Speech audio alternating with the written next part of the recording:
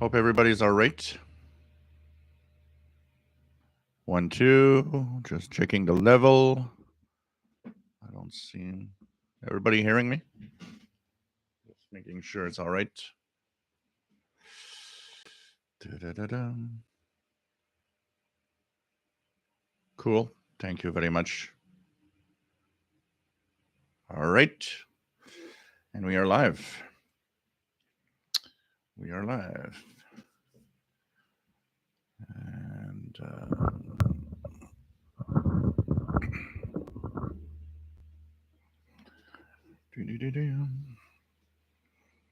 put the chat in the other place.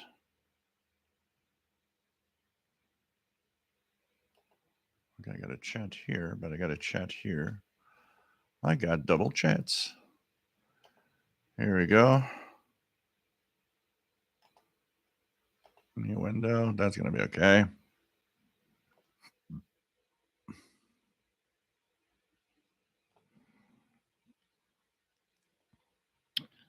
Here we go.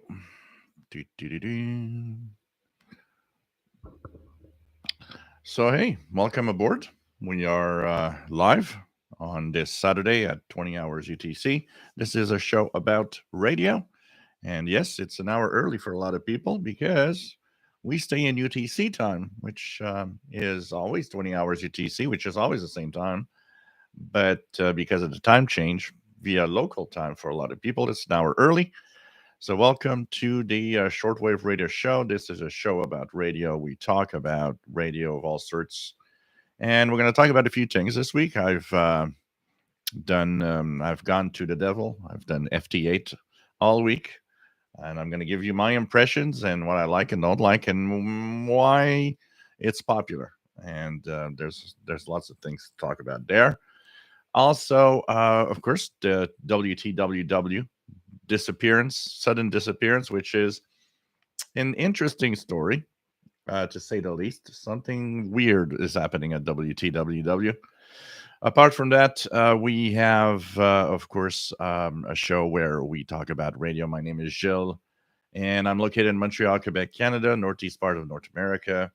There's a beautiful chat room with beautiful people that are wonderful and fantastic and that are here to help and are really, really great.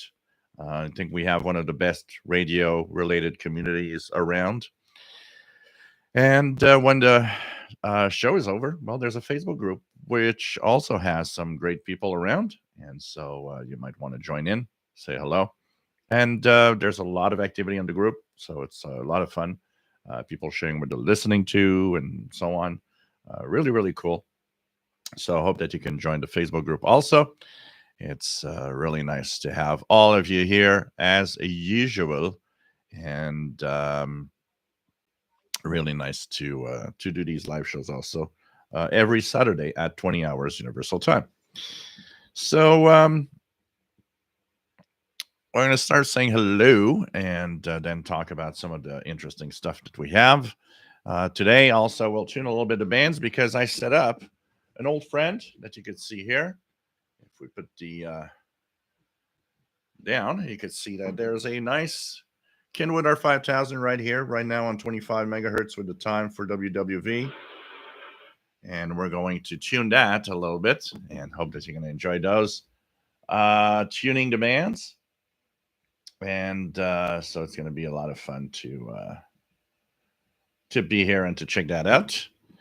And basically, I'm going to try to find a suitable way to put this in a better angle so that I don't know. I'm just going to check something here.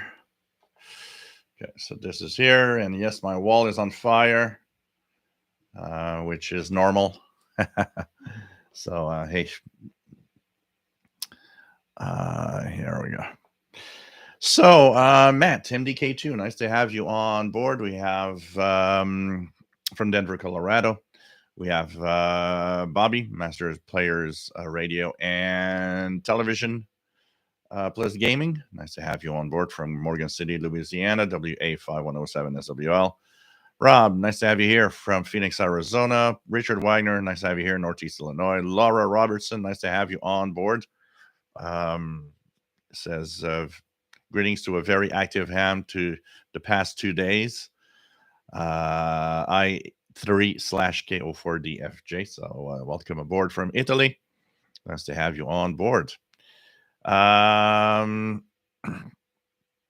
David's Radio Room. Nice to have you here from Central Georgia. And we have Nick Amdot. Nice to have you here from Romania. Long time no see, my friend. Nice to have you here. Dwayne, nice to have you here from Northeast Tennessee. RJ8 Acosta, nice to have you on board from Winsville, Missouri. WA0113SWL, nice to have you on board. Chuck, nice to have you here. And 5KVO from South Texas. TVDXer, bonjour, ça va bien. J'espère que tu vas bien toi aussi, just outside of Montreal. We have Randall, nice to have you here from Northeast Illinois. We have Ricky, nice to have you on board from Alberta. And nice to have you here. What else do we have? And let's promote Ricky. How about we promote Ricky? Ricky as a moderator. Anybody has a suggestion for another name? Somebody that been here for a while that should be a moderator? What do you think, guys? Let's let it roll. And we're gonna add a few. What else do we have? So nice to have you here. DJW883, nice to have you here from Southeast Pennsylvania. J Projects, nice to have you on board. We have Sam Isaac, nice to have you here.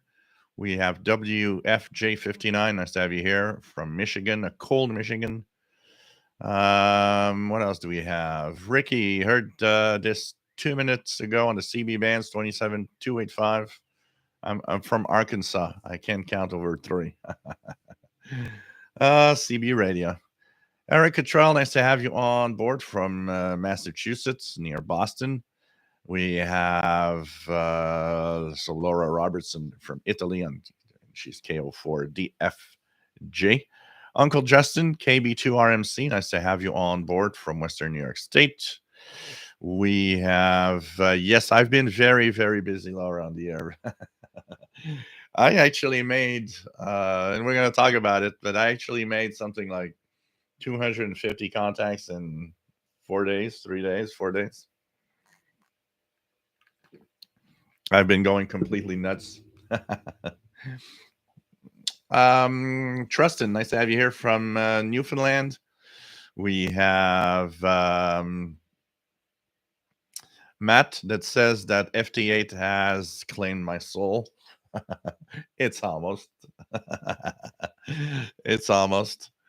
Artist Out of Croucher's Kitchen and Audio Lab, nice to have you here from warm Massachusetts. It's not too bad. It's what is it? It's 10 degrees Celsius, so we're like in the 50s. But we're gonna go down. We have the dreaded snow word in the forecast this week, so it's gonna be colder, much colder. It's gonna be more in November than it is then, because we've had weather that was almost summer-like for a while in the last few weeks. It was crazy. Fastload, nice to have you on board. Another FT8 victim. John Ritson, nice to have you here. D2E0JGR from the UK. RGDA Dakota says stations like that, what WTWW does really have to admit, don't last long, and all for various reasons. Yeah, but there's a story behind WTWW. And it's weird. Yes, the firewall is back. Kevin, nice to have you here from New Jersey, and says heard a guy on 20 meters yesterday, KE5EE. What a signal antenna setup he has. Look it up on QRZ. Now, some of them, you look at those pictures and you're like, wow. Francis Moore, nice to have you here. Mike Kaiser, nice to have you on board. As a Texan 808, do you mean XH Data or CU on D808? PLF Radio, bonjour et bienvenue depuis Lyon en France. C'est toujours un plaisir. Mix Radio International on the air on 12110 upper sideband. Let's check him up.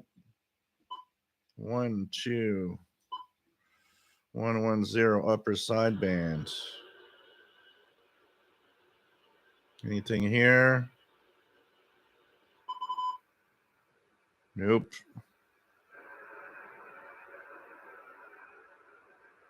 Not hearing anything here, but you guys try 12110 upper sideband, Mix Radio. Janice, nice to have you on board and is listening to VOA in English from Botswana, 15580. Let's check it out here. 15.580. Definitely a signal here. Definitely a signal. Just a little rough copy here. A lot of noise here, so more difficult. But the signal's there. It's definitely S9 plus up to 10, 20 sometimes. What else do we have? Me.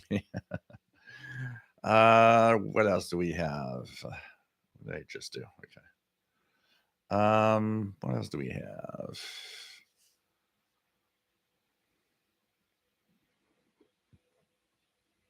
Robert Cross, nice to have you on board.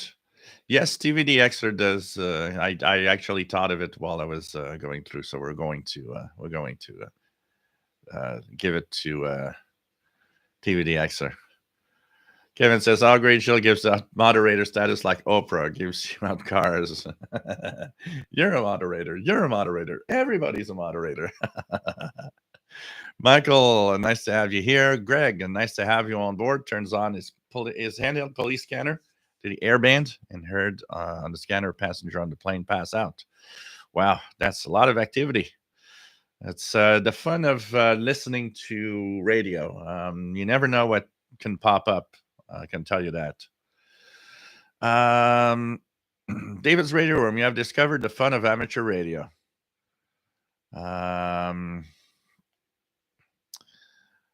RJDA Dakotas of all WTWW frequencies terminated or just the music channels? Everything is stopped. And I'm going to actually have a little story behind it that we've learned via Glenn Hauser.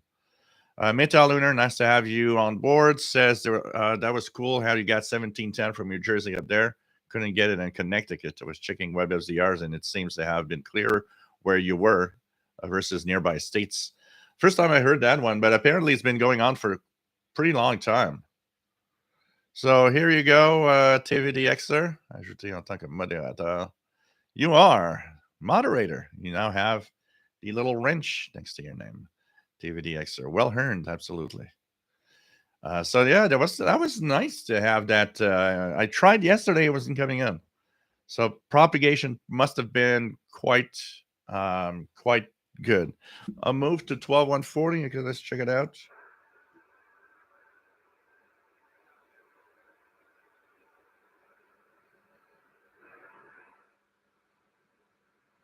There's something I'm trying to figure out. I noticed that when I plug my Kenwood R5000 on my multi-coupler, it raises the level of noise I have across all the radios. This is so weird because it shouldn't do that. So I'm not sure what happens with the Kenwood R5000 when it's plugged in, but something's happening.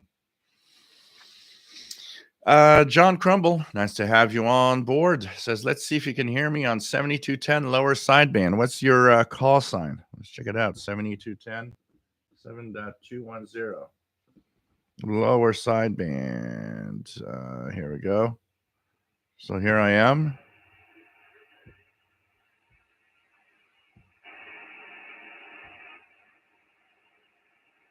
So you can try it if you want. So congratulations to TVDXer and Ricky for moderator status. I think it's well worth it. Art, nice to have you here. K2ADC in New Jersey. Nice to have you on board. So I'm already down to chat. I'm going to actually I'm going to actually talk about WTWW. And here's the story of WTWW. So, you guys, a lot of you had the message that it was going off the air on what was it, the ninth, the evening of the ninth. So what happened with WTWW? First of all, is that they were saying the high cost of electricity and everything, and that's why they were leaving the airwaves. Nothing more said. So we've learned a little more in the story about what's happening with the WTWW, and so the real story apparently is that, so of course they've been playing a lot of music, you guys know. I'm just finding here the little info I need for. Okay, here we go. I just want to remember what was the so WTWW. Just give me a second. Okay.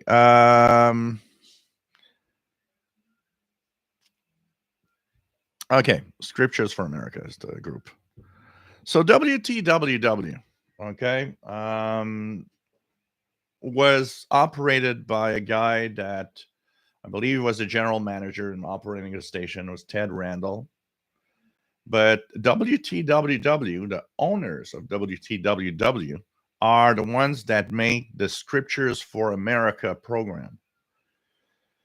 So technically, WTWW is supposed to be a outlet for Scriptures for America. They are the ones paying for the transmitters and the broadcasts.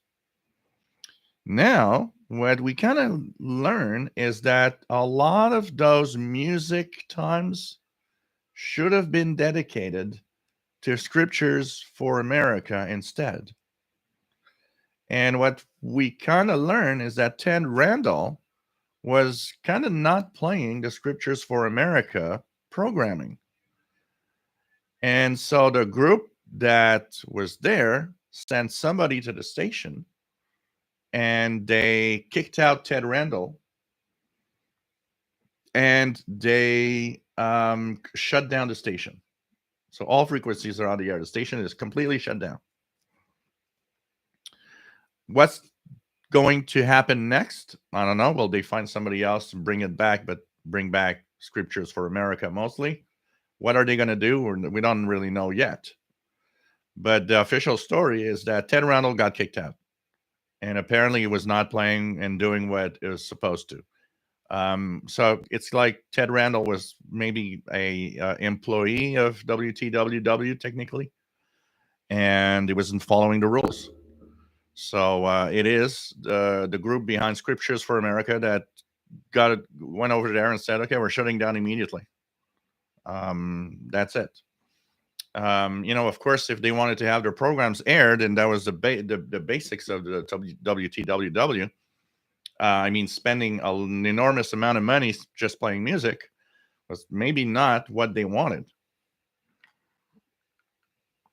So that's pretty much the story behind it.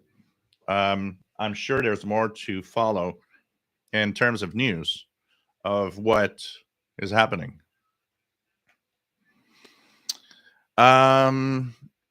Sal Domingo, nice to have you here. KM4 PPV in Kentucky.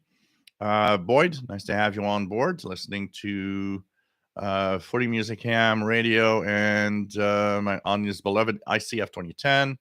Francis Morse has been doing some long wave medium wave DXing with the Texan 880 and the medium wave loop, and some amazing results over the last few nights. Glenn, nice to have you here from South Carolina. Storms, Radios, and Cats, nice to have you here.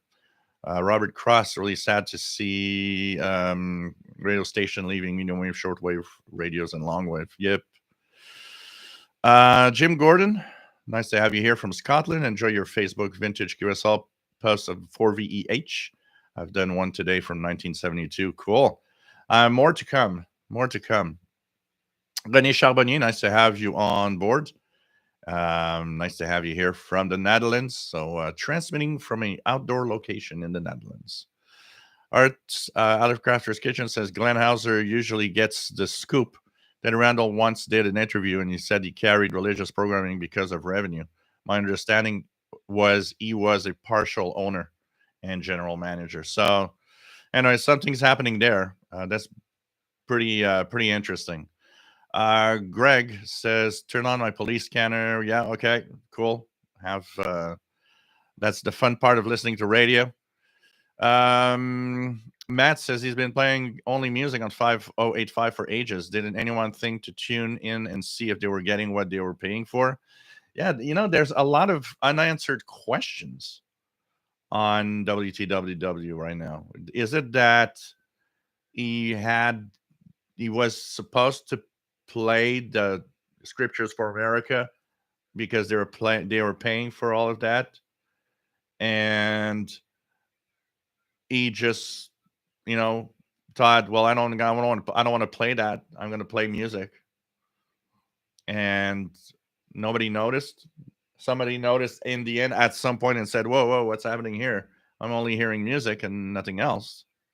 So I don't know. There's a lot of unanswered questions with WTWW right now. It's very, very weird.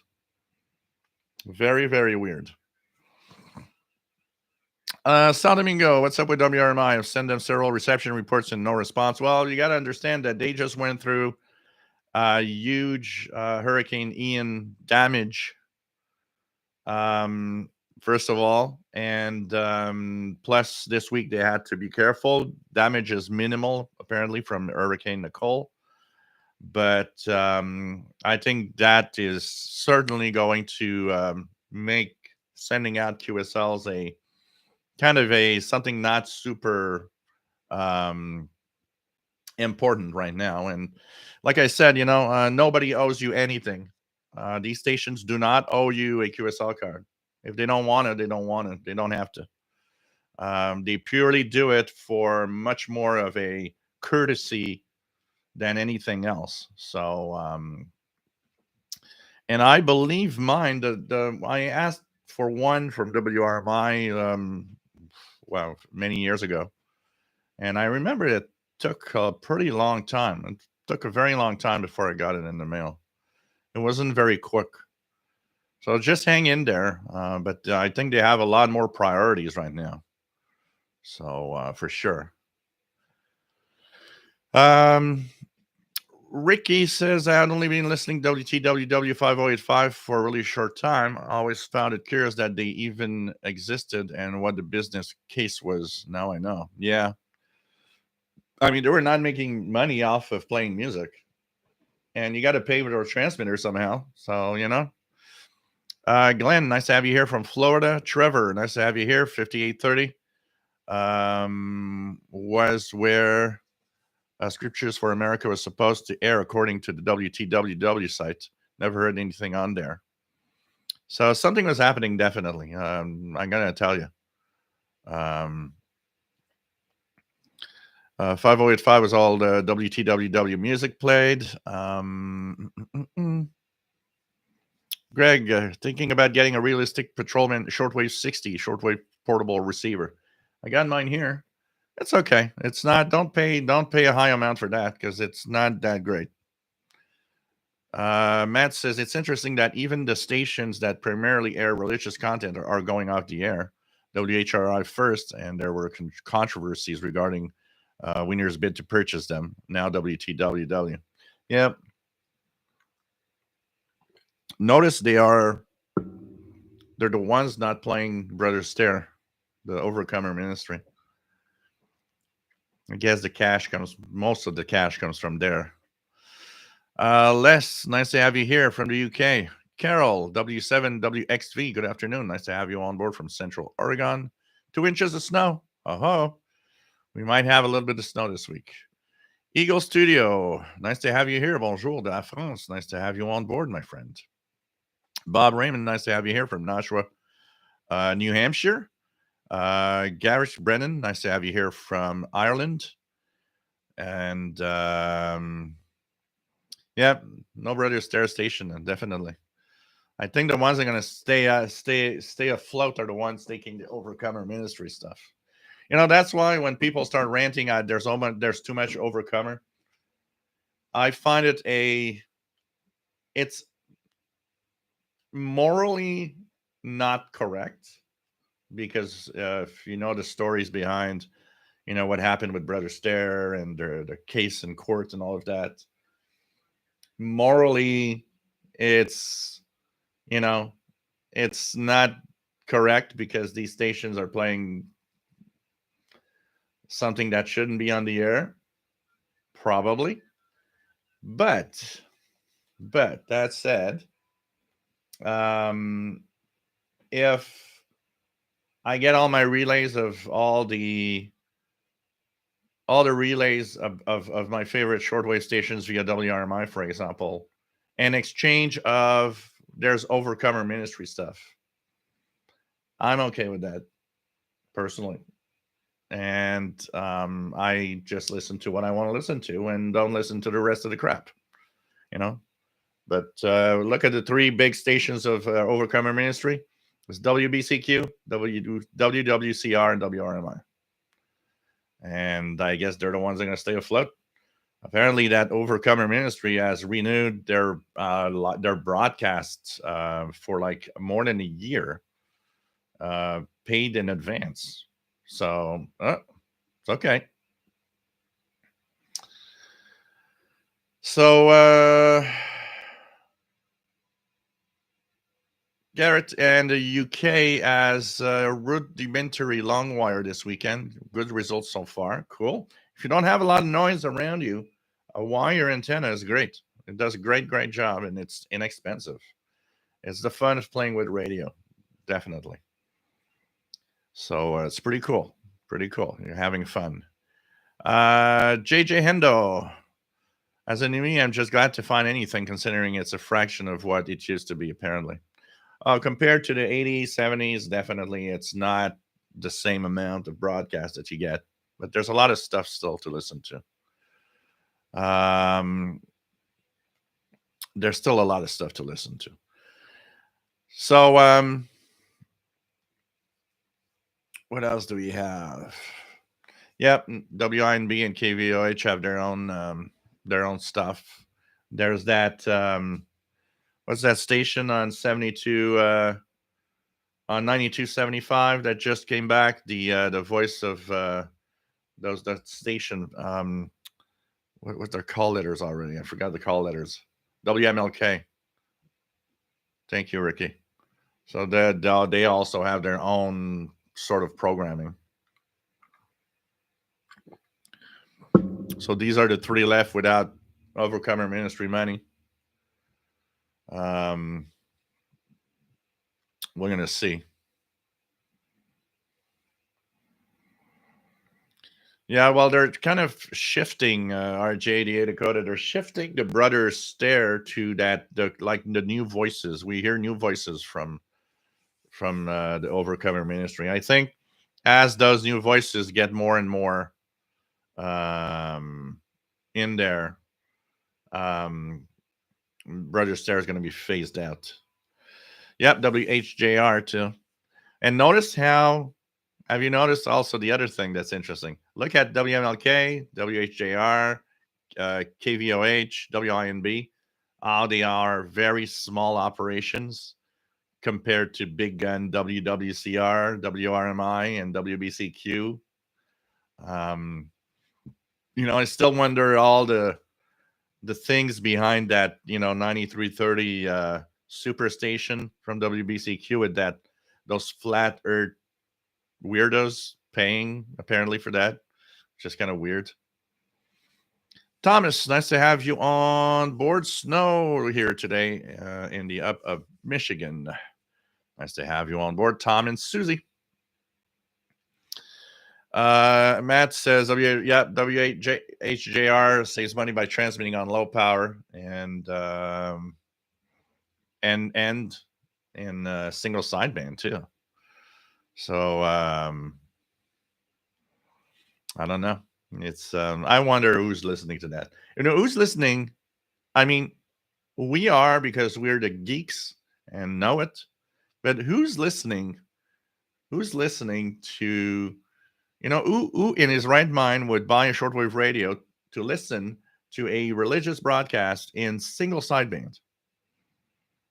I don't think a lot of people do that, you know, but who knows?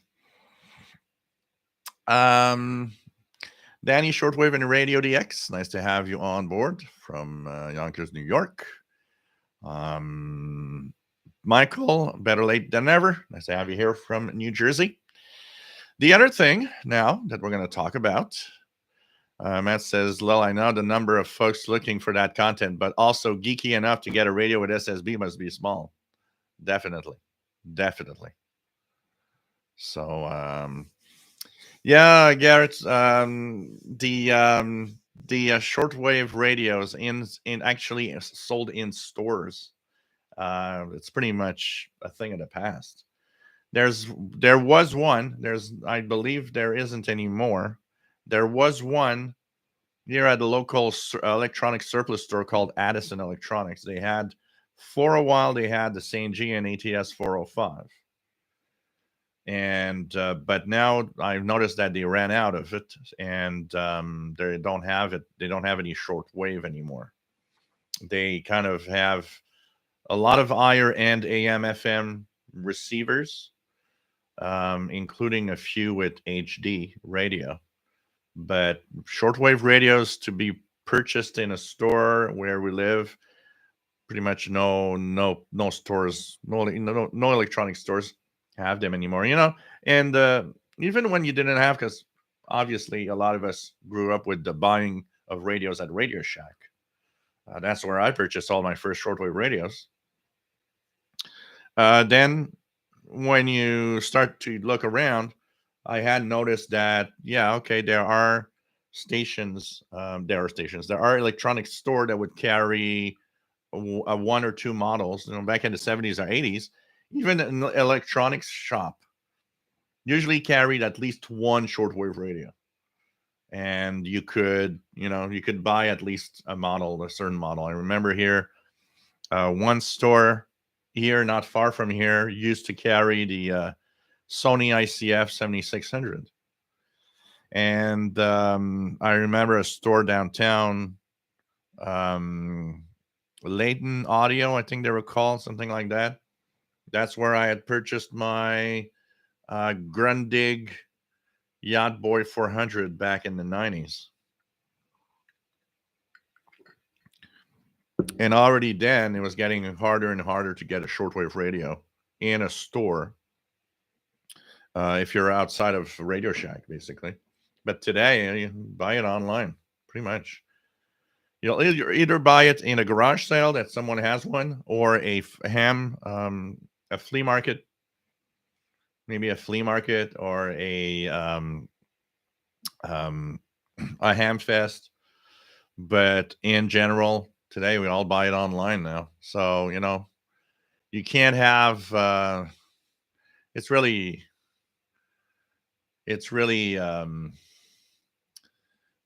kind of difficult now to find any radio for shortwave listening. KJ Walden, nice to have you here from the Netherlands, and join your show accompanied by my old military receivers. Pretty cool. Have fun. These are fun to play with, actually. Definitely. What else do we have? KSA Forever, Texan PL 880 or 990X. It's up to you, but there isn't that much difference between both. So you could save money by taking the 880 for sure. So Patrolman Shortwave 60 for $40. If it's in good working order, why not?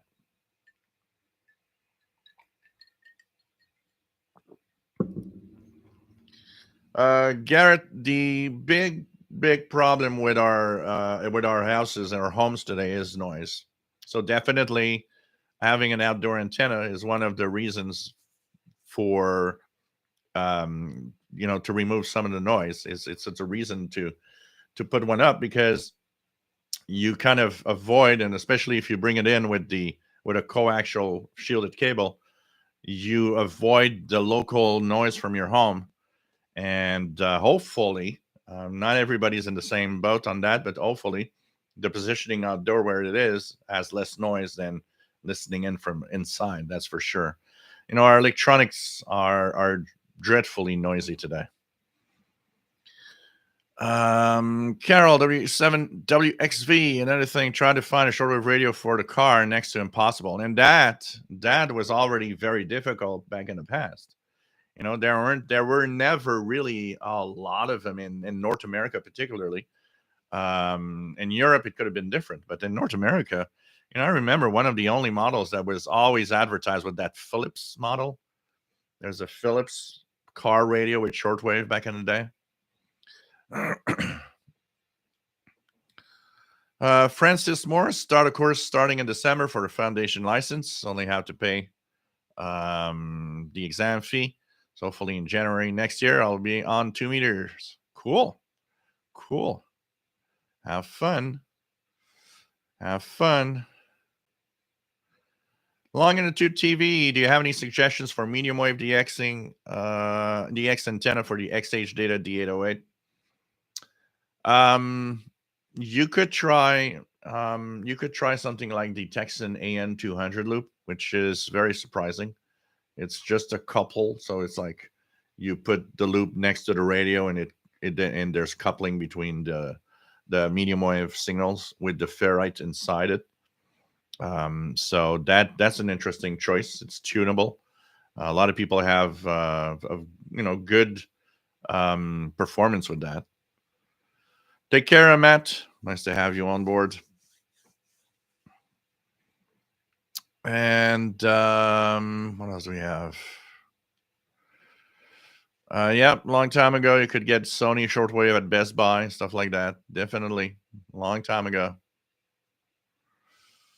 You can also have the ML830, but the ML830, the thing is the ML830, because the D808 does not disconnect the internal ferrite by the external antenna, I believe. So that would be limited for the ML830. JD at Dakota used to listen to Superpower KUSW. The WTWW thing has that same vibe. Janice 12095, BBC English from the Ascension Islands. Just check it out. It was coming in quite well this week, most of the afternoons. So yeah, definitely there. Definitely there. S9 plus 20 here. And also hearing 12075, Voice of America French from Botswana, from Montreal. It's nice to have you on board, Janice. Marvin Motz, nice to have you on board from Japan Islands. Modern electronics is dreadfully noisy. Yes, it seems that you have to go out in the woods to see the stars or to get a really good reception. The analogy is there. It's the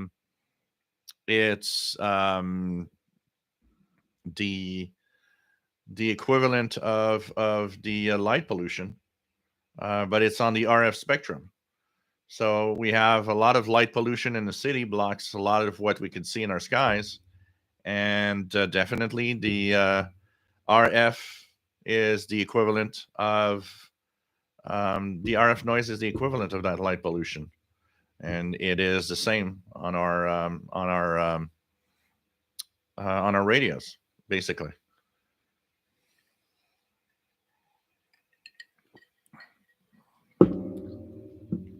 Mental Lunar, I always wondered why weather radio wasn't popular in cars in the past. I had an old Subaru that had it, and that was very useful. Even today, a station that repeats a local forecast is useful.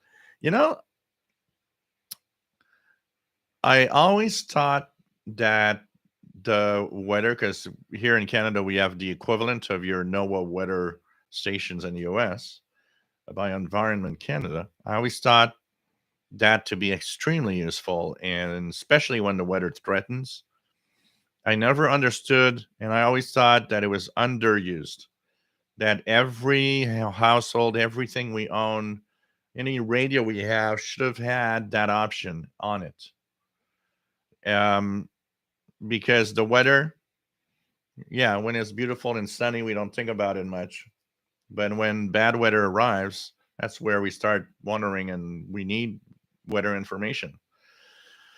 And it always amazed me that nobody knows that those exists. Ask anyone around you. Oh, do you know about NOAA Weather Radio on VHF in the US or here in Canada? Ask anybody around you. It's like, oh, we got, Weather Radio Canada. They're just gonna stare at you like, what? I get the weather from my local station. Yeah, I know, but it's different. It's different because it's a live weather. The weather on the whatever channel you're watching is like the same old thing that's been pre-recorded and played for the next 12 hours before they change. At least the weather radio, like NOAA Weather and Environment Canada, has, updates. Bad weather threatens, you start getting alerts, updates, all sorts of things. It's important. I rely on Weather Radio Canada a lot in the summer when we have threatening thunderstorms, and in the winter when you have big snowstorms. It's super useful, and it's the same here. I think the worst part of it, which is scary, is they're trying to phase out some of them. Here in Canada, they already started. What was it, 2, 3 years ago? I was listening in, and then I was hearing on the Mont Tremblant in the north, and on the Estrie one for Sherbrooke. They were actually having a message saying, this weather radio station is going to shut down soon. And if you have comments, there was a phone number. And I remember I told everybody, if you find this useful, call that number and explain. And one guy didn't like the fact that they were shut down because he would go boating in the summertime on the Lac Memphremagog. And that is a huge lake. And, a huge lake is like the ocean. When it starts getting windy, you're getting hit by waves. It's bad. So, ask anybody in the Great Lakes. They're going to tell you that those Great Lakes become an ocean with huge waves when it's windy. And so he said, he was relying on every time he would go out boating in hot weather, he would rely on the Weather Radio Canada to see if thunderstorms were coming his way. And so he would, listen to it regularly while on the lake so that he can, he would go back to shore if he started hearing, weather alerts about thunderstorms. And he said, if I lose that, I'm screwed. And especially the other thing is, people are saying, well, on your smartphone. Well, again, he said, my smartphone does not work when I'm far in the middle of the lake. I don't get any reception anymore. I need that weather radio. It's the only one that makes it throughout the lake. So I told him, I said, call and explain all of that in the message that you're going to leave. That is really important. And finally, what happened? The one in Mont Tremblant shut down, unfortunately, because I'm sure it was also useful to have there. But the one in the Estrie region finally didn't shut down. And I'm sure that part of the message that he left was maybe a reason why they didn't shut down. It was like, yeah, okay, we didn't think about that. But I hate it because, it's to save what? Pennies? I mean, come on a big budget like Canada has and Environment Canada and all of that. Really? Shutting down a handful of those little stations is going to change something in your budget? I think there's a lot of nonsense with people saying, well, have you ever tried getting weather on your phone when you're in the middle of the forest and the cell is out of range? especially here in Canada. There's a lot of spots where the cell phone doesn't work anymore. Yeah, try getting weather now. So weather radio makes it and it goes far. I think there's a lot of misunderstanding. Somebody somewhere thinks, "Oh, you got the weather on your phone today." Yeah, as long as your phone's connected. Yeah, okay. But go camping or go somewhere rather deep in the woods. You're gonna start losing that reception. You know where I used to go up north, where my dad had his shack.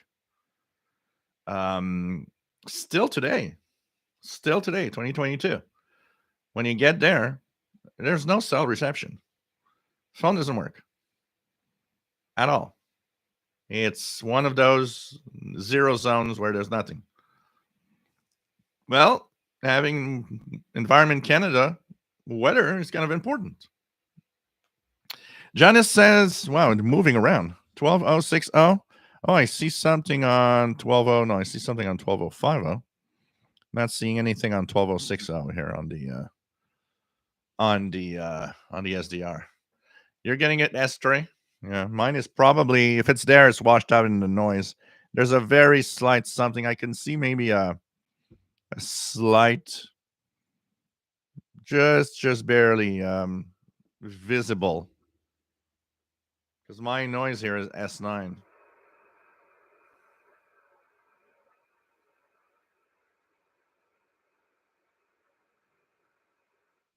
Hmm.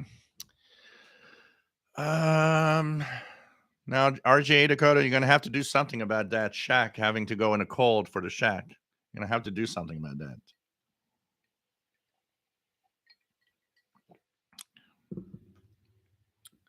Thank you, Francis. Cheers, everybody, with my vodka cranberry. KSA Forever, looking for shortwave and SSB ham airport communications radio receiver. What are your advice? If you want to have the VHF range, then you could look into either I'm just going to try to find where I was because I hate it when I lose my spot.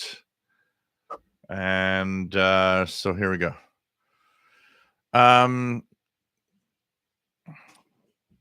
There's muting, but XH Data D808 has all of that. You'll listen to the VHF airport range. Not too expensive. If you don't want muting, you can try a Texan PL 660, 680. They have airband. Those don't mute. They're good old style PLL shortwave radios, AM, FM shortwave with SSB.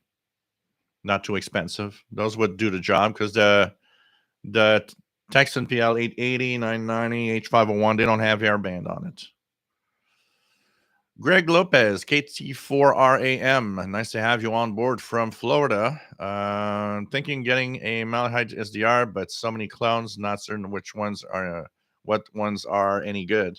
Actually, the real one you have to buy it from the original owner or maker, manufacturer of it. For the rest, they're all pretty much the same. But you got to be careful which ones you got to be careful. It's a tough one on those for those radios to get. Darren Rogers, nice to have you here from Long Island, New York. Danny Shortwave, yep, light pollution sucks, especially when I use my telescope outside of my backyard. I have to find the darkest spot to view the night sky. Yep, it's really sad. Greg says in Franklin, Wisconsin, temperature 35 and clouds. Gustavo Bernardez, nice to have you here. Says hearing Radio Stereo España 9690, excellent signal. They improved a lot. From Caracas, Venezuela. Cool. Welcome aboard, my friend. Kevin, it would be great if astronomical telescopes had something like an MLA 30 for light pollution. I'm lucky that if I walk to the beach late at night, I can see more with binoculars. Yeah, well, there are light pollution filters that exist for telescopes, but it's very limited still what they could do. You know, they block certain frequencies because most of the lighting that we use emit on very specific frequencies. But still, yeah. It'd be fun to be able to just switch off the lights for an observing session and then, okay, bring it back. Storm radios and cats. Light snow in central Kentucky. David's radio room. My weather radio sits on the bed stand. It warns me when severe weather comes. Ricky, has anyone heard Weather Radio Canada lately? They got new synthesized voices. Yep, words and places names are mispronounced now. Emailed them but never got a reply. Yeah, it's the same here. It's the same here. It sounds so weird. So weird. Hey, I remember the good old days when they used to have real guys giving the weather on those stations.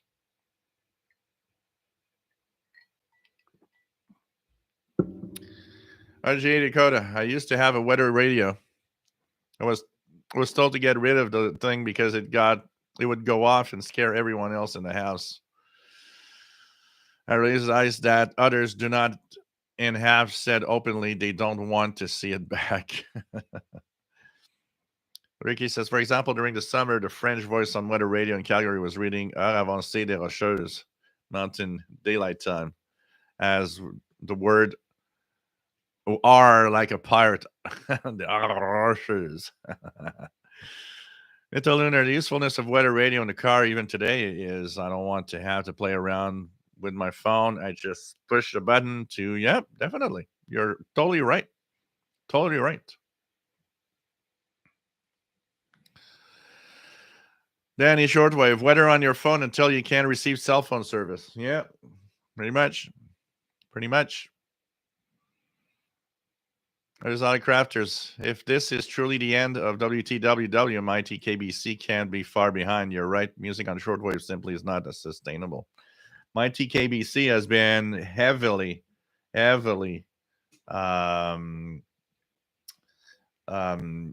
getting user donations to stay on. You don't make money doing that, and there's a time where there's a maximum you can ask in money from listeners that are ready to pay for something. As fun as it is to have, an example, WTWW. When we get to Christmas, one of the things I enjoyed was listening to their Christmas music on shortwave. It was one fun thing to do. You get next to the Christmas tree. The signal here was decent. You go to the Christmas tree, and next to the Christmas tree, turn on the shortwave radio, put it on the, on WTWW, listen to that Christmas music. That's kind of cool. So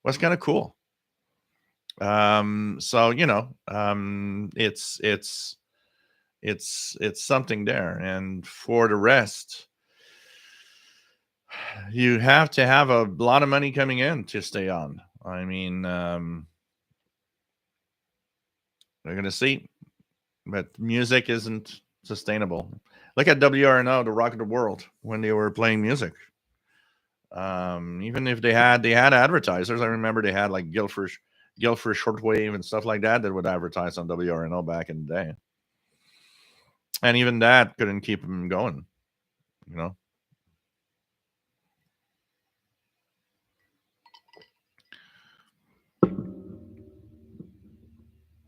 PL660, XH data D808, KSA forever. If you don't mind the muting when you tune on the tuning knob, the D808 is superior. But if you hate muting when you tune, PL660, great. It's still a great radio. Yeah, they do have advertisers, but the amount of advertising you need to actually pay for a broadcast is something you need to have. They have a lot of listener donations too, and they've been on the edge a few times, saying, "Well, we won't continue if we can't get more money." Glenn, KB9IN in Milwaukee. I knew this would start an hour early on the clock, but still turned up late. Well, I almost forgot that I had to start at 3 instead of 4 local time here. So you guys almost had me make a mistake that I did. Was it last year or the year before? When I actually forgot that we had that time change. Take care, Sal Domingo. Always nice to have you here. Um,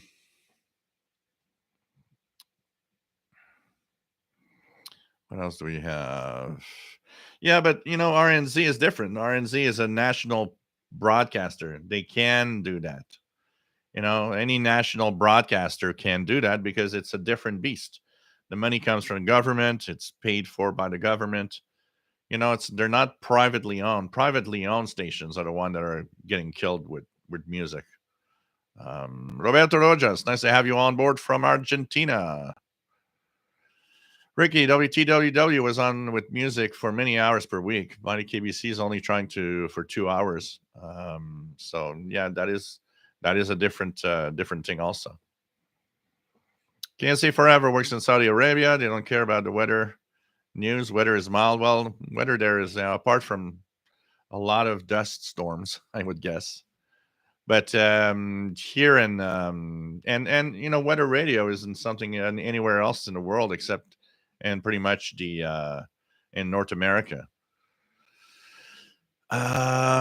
Mike Jam, nice to have you here.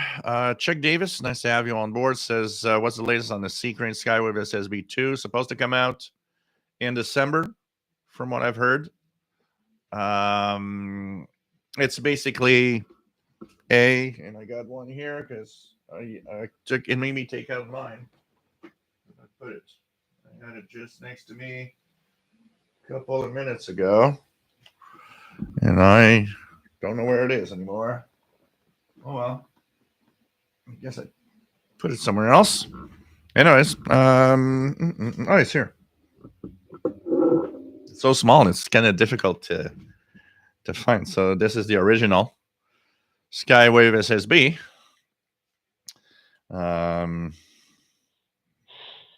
So this is really the original Seacrane CC Skywave SSB. It's an okay radio. I mean, it does a decent job at what it needs to do. My take on it is it is too expensive for what it is, but and that tiny speaker. I hope they really improved it because that's one of the things they actually have. They actually have to improve. They are supposed to have improved it, and there's another thing that they added now. There's an antenna jack. You can have an external antenna. It's like they listened to what we wanted. We told him, I don't know, some guy from Seacrane said, "Hey, that guy from Canada is saying that the sound is crappy and there's no external antenna jack. What can we do about it?" But overall, it seems to be relatively the same radio with an external antenna jack and apparently improved audio. And still too expensive, personally, that I find. But I'm not going to buy one, that's for sure. And there's another reviewer. I think it was Dave Zanto, N9 EWO, that tests radios, and he said, unless somebody gives me one, I'm not going to buy that. It's too expensive. I'm pretty much in the same thought of as he is on that too. KSA, Kingdom of Saudi Arabia. Now we have an answer. So Gustavo Bernardo's VOA also transmitting music after news on 11/7/20 at 21 UT. Yeah, and once again, national broadcasters paid by the paid by the government. So they can do it because they are they have money coming in. RG Dakota, WTWW still exists on the internet radio with rock music still, but strange, but it's still there now for now. But I think it's automated. Yeah, that's what I think too. Because they are still on short on the internet effectively. PLF Radio, I don't know why we don't have weather channels on radio in Europe. I think it is useful. Yeah, I never understood why we had that in North America and never caught on for the rest of the world either. Because, I mean, if there is one thing for a lot of countries, it is having, weather information 24 hours. We have 24-hour news. Why not have 24-hour weather? It is useful.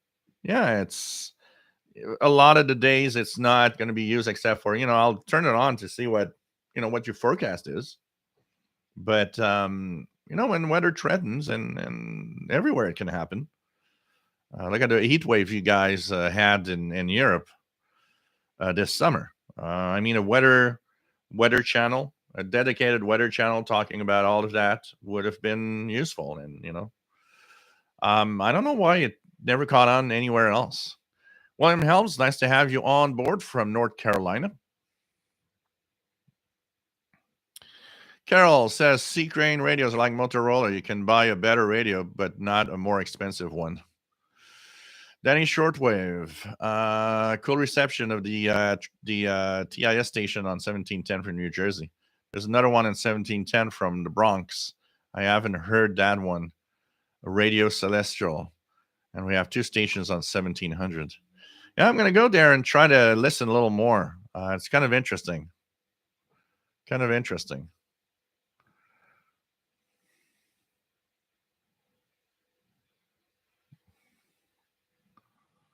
What else do we have?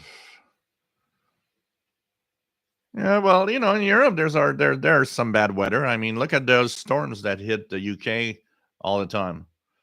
I mean, that would be a good place for weather radio. Can tell you that.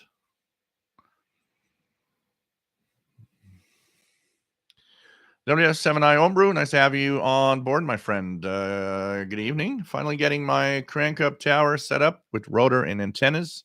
Would have my tri-band Crushcraft A3S up next weekend. You're going to be all set up, man, to do tons of contacts.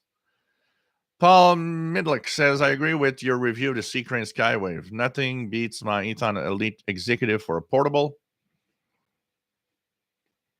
Kevin JN says, would be great if they had it Bluetooth. I really enjoyed the C-Crane Skywave with earphones. I just prefer shortwave on a speaker. Yeah. David Ostrowski, nice to have you here from Medicine Hat. What else do we have? Masters Players Radio and Television says the same could be said about DAB. Yep, weather radio station is good for boating. Absolutely. Mike Jam, I ran my new Texan PL330 next to my PL660, bought on the same station with a telescopic antenna. The PL330 was by far better, less static, and louder audio. It is not impossible. Honestly, I should test my 330 or a couple of those against the PL680 I have here. One thing that I have noticed with Texan, and that's from buying Texan receivers for a really long time, is that some models have improved their sensitivity over time. They are different beasts. The PL660 is a PLL-driven good old style radio.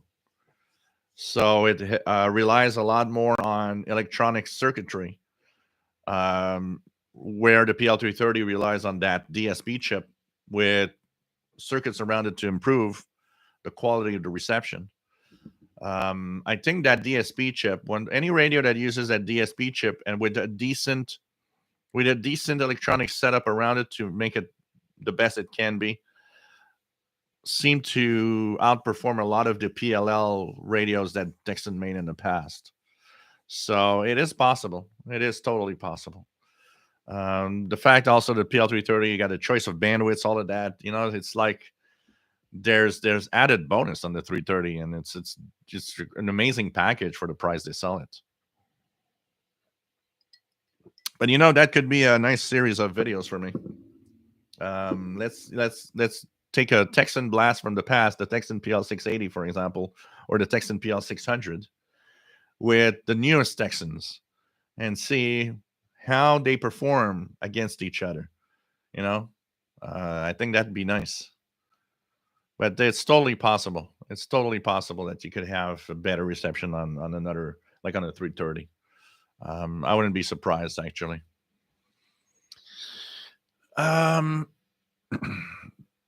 WSI Homebrew, hope to get my Yagi up in time for the CQ Worldwide CW contest in a couple of weeks.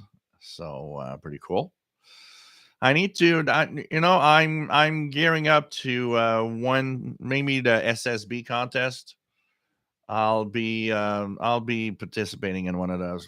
I want to try it one weekend and be just for the fun of it, nothing more.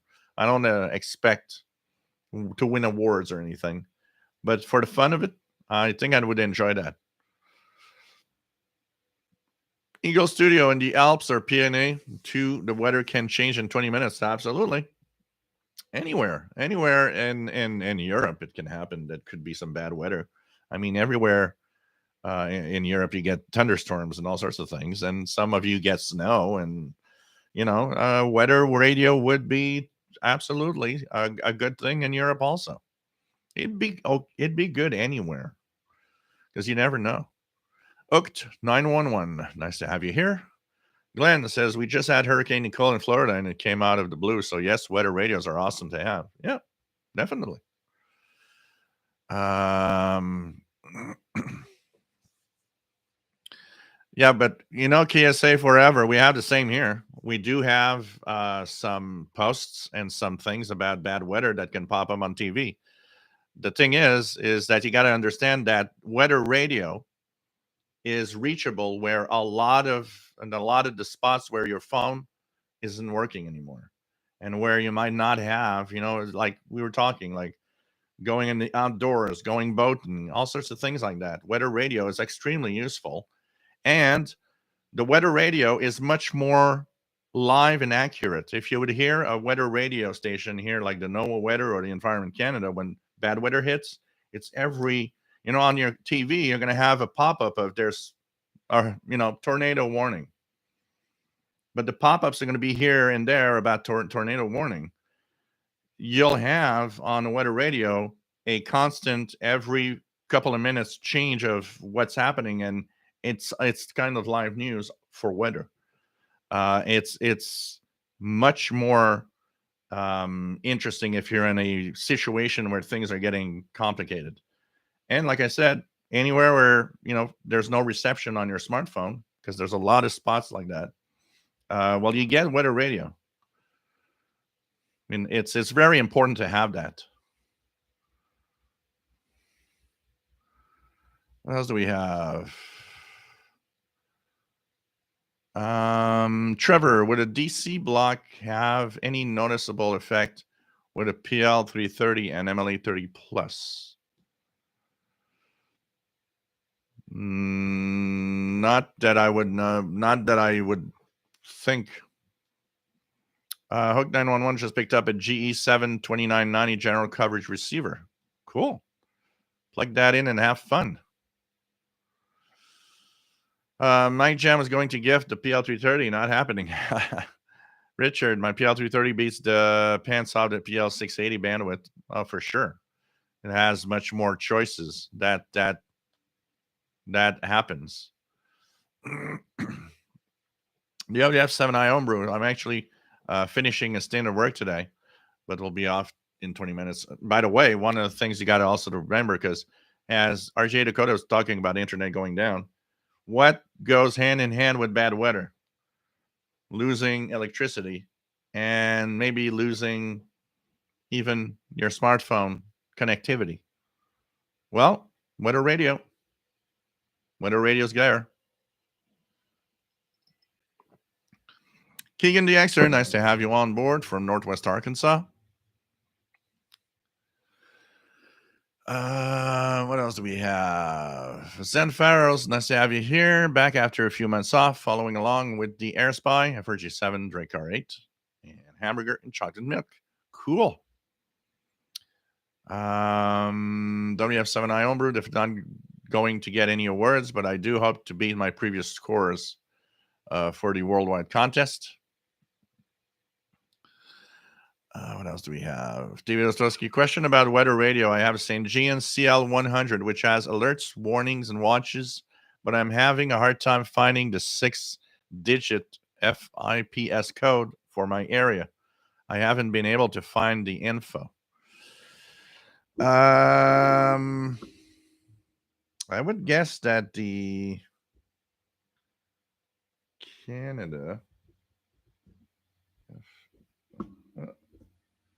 FIPS codes.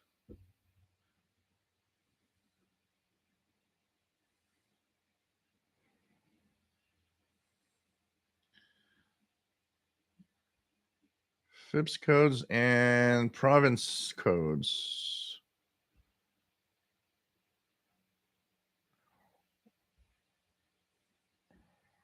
Yeah, that's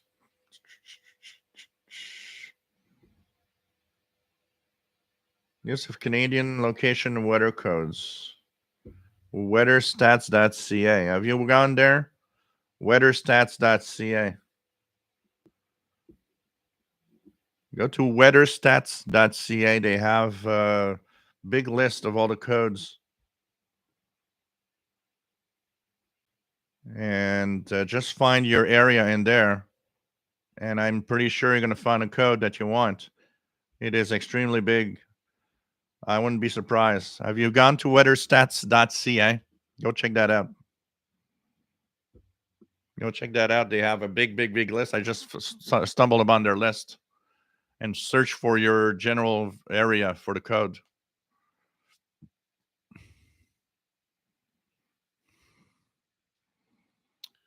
Um, what else do we have? Anthony Friends, nice to have you here from Florida. Paul, nice to have you on board from Southwest Michigan. Tristan, I did some side-by-side listening today with the PL380 and 330. 330 was a good deal, as a good deal better than 380 in both reception, audio quality, and ETM scans. I've had the 380 since very close to the beginning when they started making that radio. And when I got the 330, and even when I got the PL368, I immediately noticed that they are more sensitive than the 380 is. The 380 is a little bit deaf. So there's definitely an improvement over the 380.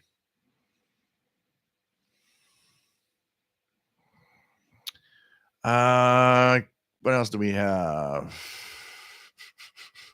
John Santucci, nice to have you here. K7XRT in Tucson, Arizona. We have DX Adventures. Could you please suggest an external antenna for the X-Stage D808? The best would be an MLA30, honestly. That loop is great if you're in a very noisy environment, particularly. Christian Marcoux. Bonjour, bienvenue. Nice to have you on board from North Bay, Ontario. See you, KSA forever.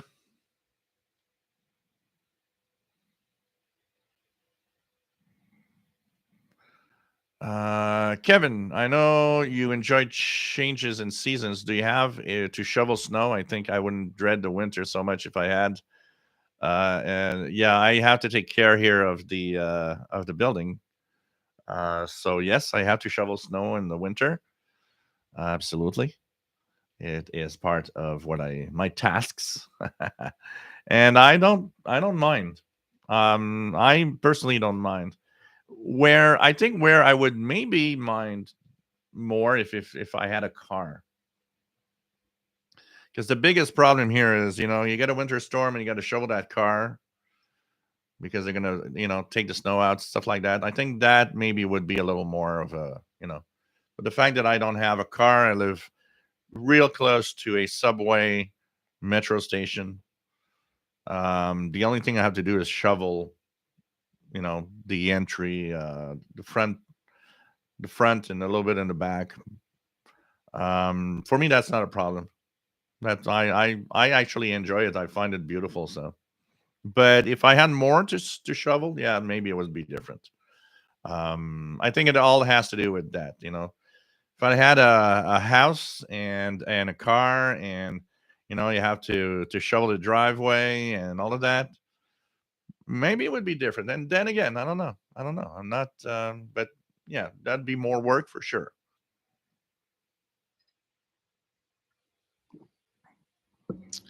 Keegan DXer. I use a smartphone to record my FM, shortwave, and medium wave DX catches for YouTube. Primary radio is the Ethon Grinding Edition Field BT.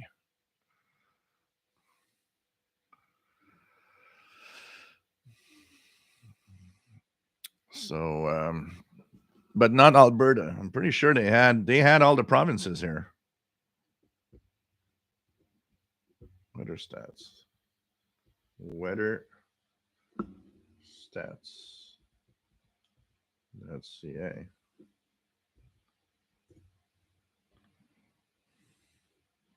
Yeah, they even have a map. You can go and let me check it out here. Features. I need to check that out. I mean, what they must have even for Alberta. The way that this site is made, I wouldn't be surprised that they don't have it. Check weather stats carefully. Michel Colette on 17 December, the ISS, the Canada. Okay, there is the Canada Winter Contest. That is fun, no pressure. Yeah, that'd be a fun one. That would be a fun one. It's December 17th. Maybe I should look into that. Nice to have you on board, Michel Colette. Bienvenue.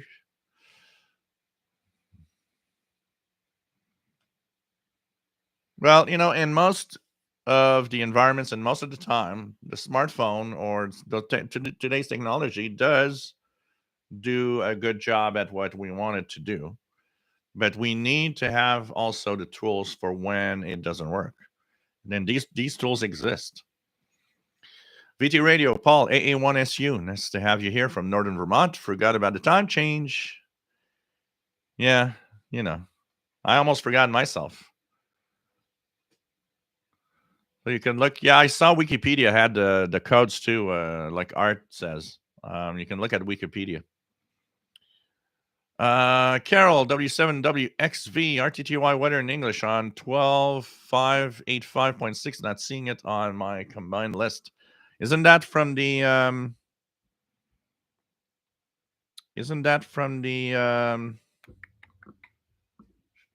activations on the weekend of the KF? What is it? The 12, 8, 9, 8, 7. What's the frequency you said? 585.6. Let me check. 585.6. Yeah, nothing is written here. I don't know. That's interesting. 585.6. Huh. Oh, that's an interesting one. Jim's radio check. I don't know if I hear it here. Check it out. Maybe you'll get an idea somewhere in the here on the East Coast. I don't.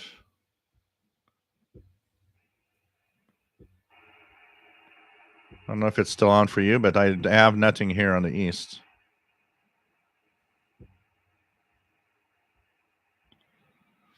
There's nothing at all here on the East. James Radio Check, nice to have you here from Chicago. We have Keegan the Exer says 30 Fahrenheit for a low here.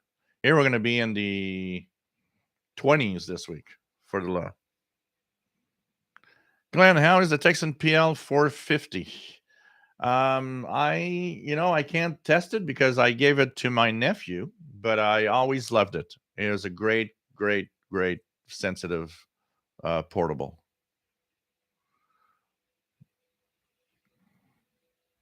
Yeah, it's the Saturday activation of KPH or whatever, Carol. Yeah, that's what I thought. Is it's on the Saturday only that they do that. Danny Shortwave says, don't mind shoveling snow. I get some exercise. Been doing that for years. I enjoy it. Yeah, I'm the same here. Same here. Francis Moore, the Elinco DJ X11 I bought last week is a great little wideband radio. Picks up very weak signals. My PL 880 does not. So, what else do we have?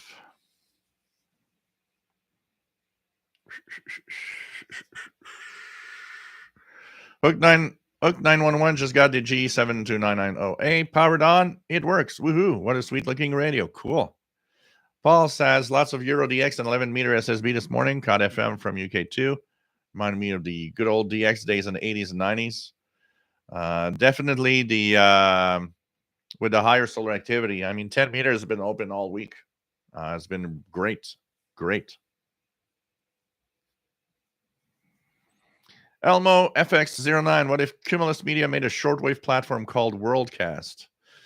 Yeah, not going to happen. No money to make on shortwave. They want to make money. Mickey Dalmage, nice to have you here. Forgot about a time change. Got a nice compliment from Seychelles this AM. Big F9, big 5.9 plus both ways. He said I had a great signal to get through the European pilot. He was booming here on 20. Cool. Cool. So what else do we have? Ricky, I can hear Trenton military aviation weather on 15034. First time in a long time. All right, Joe, what kind of splitters do you use, and are they receive only? Yeah, here for the radios, I use a multicoupler, a Streetsburg multicoupler, which is very expensive. It is receive only, and it's a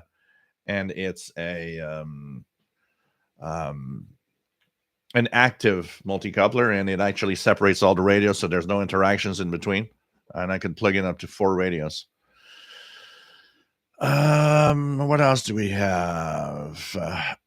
King and the Extra listened to 5085 WTW W11 in Tennessee sign off for the last time after America the Beautiful at 0703 UT November 10th. He was listening to WTWW since 2019. Why WTWW shut down? Like I was saying earlier, the thing is behind it, the story apparently behind it is that they were supposed to play Scriptures for America because they are the guys that apparently own the station, and apparently it wasn't played the way they wanted or enough. So what happened is that the story officially, according to Glenn Hauser, would be that some guys from Scriptures for America came to the station. They kicked out Ted Randall, that was general manager, and they shut the station down. Apparently, we're not happy that the station was not playing their own programming, which was supposed to be the case.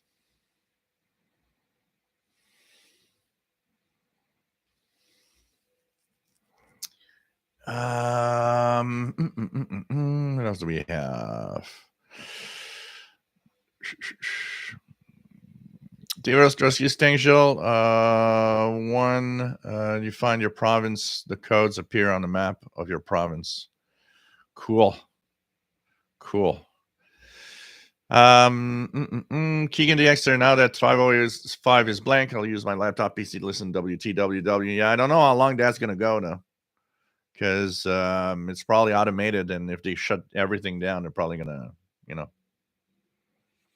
Danny Shortwave Radio DX, have you tried listening to VLF signals like WWVB at 60 kilohertz with your new Yaesu rig and the V antenna? I would love to see what long wave signals you can pick up with that setup. Not much. The noise floor is too high here with that V in the back. I do get a few non-directional beacons. That's pretty much it. I'll try a few times to see. Samuel Peterson, too bad about WTWW. Will other broadcasters pick up the slack? There's no there's no money in playing music, so you can't live. A shortwave broadcaster is impossible to cannot continue broadcasting music all the time. It just doesn't work out. There's no money in shortwave. There's a few stations that tried. Remember that what was it called? That famous station that was supposed to be, on 9395 kilohertz, 24 hours, and it would supposed to be that thing that everybody wanted to listen to. They never got them. They never got advertisers. Never got money. They ended up not paying the bills. And in the past, there were a few broadcasters that tried to be in that category of I'm going to make money off of shortwave. Never worked. Never did work, and never work. So Janice says radio event at Cuba 15140. Frank Ireland, nice to have you here from Central Florida. And yep, advertisers want to have a profit immediately. Absolutely. Samuel Peterson, a shortwave audience was building considering the number of radios being manufactured. Shortwave audience, I don't think it is increasing in any meaningful way. I would not think that we're going into a positive, at least not here in North America. I don't think there's an increase in shortwave listeners. I would not think so. Jim's Radio Check. There's a lot of speculation and talk about the Brother Stare stuff. Because I gave that example. I listened to, there's the Catholic station, WEWN. We didn't mention that earlier. There's that one. So the Catholic station as shortwave outlets. WWN is on several frequencies. And I was listening one afternoon to the call-in show for a simple reason. I was interested in every time there was a caller, they would ask, where are you listening to us? So I thought, this is going to be an interesting experience. Let's listen to them the full afternoon. And every time I'll hear where they're listening from, I'll note it down and see how many listen on shortwave. I would say over 50 calls, one was listening on shortwave. 49 were listening on an AM or FM outlet, which means there's not a lot of people listening on shortwave, which means I don't think Brother Stare has much of a following on shortwave, which means I don't think any of the religious broadcasters have a lot of following on shortwave. That's my general impression with what I see and hear. And what came up as a conversation was purely that they have money to spend and they can do some write-offs for some of the money that they spend, and that they use the shortwave outlets if somebody's out there, good, but it's not their priority and it's not where people are necessarily listening in.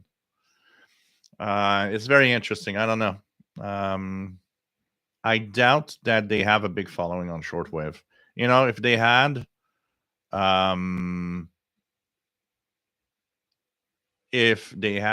HCJB, for example, would still be on the air because that was their goal.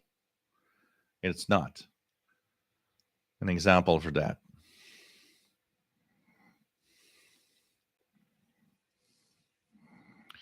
RJ Dakota, you actually used to be a lot that you couldn't use a shortwave outlet for local broadcasting. Yeah, it's possible. Yeah.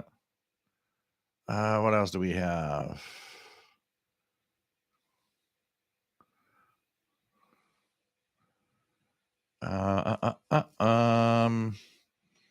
Hook 911 says plate an order for the ATS-25 Max firmware, and this one is supposed to work fully. So yeah, because you could, the ATS-25 is upgradable by yourself as if you want to try it. It's just a little tedious and complex, but you can turn an ATS-25 into an ATS-25 Max just by the firmware updates. RJ Dakota, actually, so yeah, okay. So there was that station. What was Global? What was it? Global Radio Global something on 93.95 that was supposed to be 24 hours a day. Glen Turkey starting to make some noise on 5980. 901, can I cut the coax on the MLE30 Plus and hook it to the spare terminals on the GE7 2990? It could work, but it depends. Each radio is very different, but it definitely could work. What I do is I don't cut the coax. What I did personally to hook it up to say my realistic DX100 is I actually have a connector that I cut. So I just put it on the connector that I cut rather than cutting the MLE30's on cable, which would be better. But for a lot of radios, it works. On my realistic DX100, it seems to work. Mad Radio DX UK, nice to have you here. John Beckham, nice to have you here from Northeast Florida. We have Goodbye Eagle Studio. We have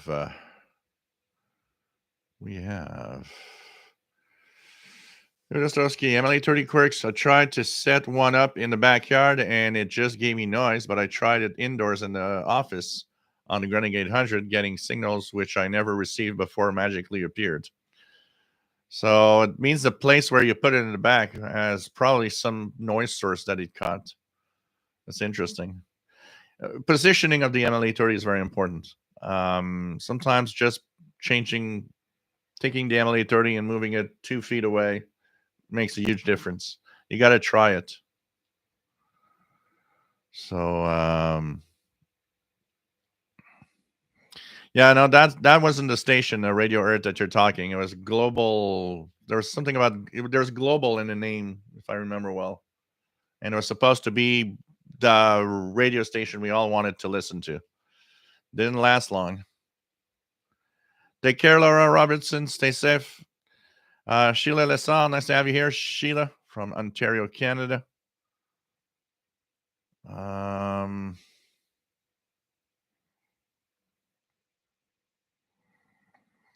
Ricky, people do all sorts of things to try to improve reception on mobile phones, VHF, UHF, satellite TV, Wi-Fi. If they knew they could make a small effort and hear global radio, would they even try it? You know, we are a different breed of people. What we are, as anybody that's here, honestly, we're not like regular folks at all. We are not like regular folks. The big majority of people, I think, don't even see the appeal of shortwave radio at all. At all. And,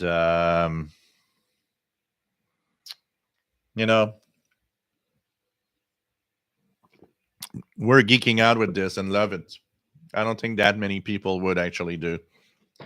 They would have in the past. I could see that in the past, the ordinary folks loved it. Because in the past, you purchased one of those little shortwave radios in the 70s or the 80s. You turn it on with the telescopic, noise was slow. People could actually hear broadcasts easily. They just had to tune around, and it's like, yeah, okay, all these stations from around the world. In today's world, I don't see that happening, honestly. It's much more of somebody's kind of passionate about radio that will do that, not somebody that's just going to say, hey, I'm going to buy a shortwave radio, listen to the world. I don't think that happens much anymore. What else do we have?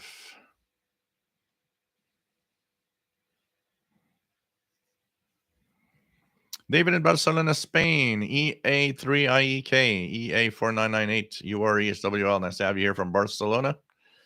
Janice has Supreme Master TV on 93.95. Yeah, Global 24. I think that's the name. Yes, Global 24, Carol, W7WXV. Man, how long ago was that? How long ago was that Global 24 radio was supposed to revolutionize the radio, Mike WX50, nice to have you here from Northwest Arkansas. John Beckham, still thinking about purchasing the XH Data D368 at 1995. You know, at $20, honestly, you're gonna have fun. It's okay. You know, it's not a DX machine. It's okay. For $20, you're gonna have fun.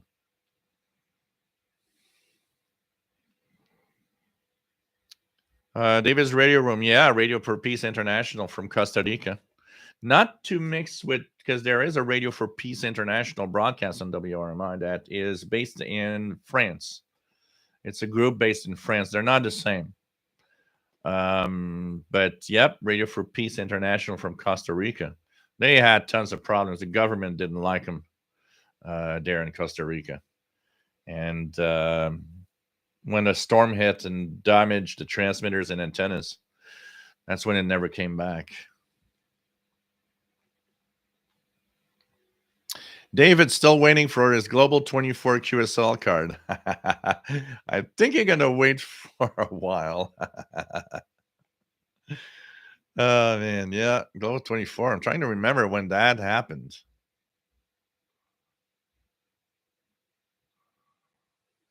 I remember we were all hyped up at that. Oh, look at that. A new station, you know? And then the 93, 95 was not good during certain times of day. And they had the promise of, you know, we will rent airtime on other frequencies to get better signal. And they never paid their bills. And the funniest part is they were acting like they were a big organization. And in the end, pretty much everybody agreed that, oh, I think it's a one-man operation. And they tried something and it didn't work and ended up not paying the bills. Jeff King, nice to have you here from Jacksonville, Florida. WBCQ, yeah, here they do have a strong signal in general, but it depends where you're located. Here in Montreal, WBCQ has this problem of skipping over on some of the frequencies regularly. Janice, Turkey on 5980. Let's check it out on the Kenwood R5000.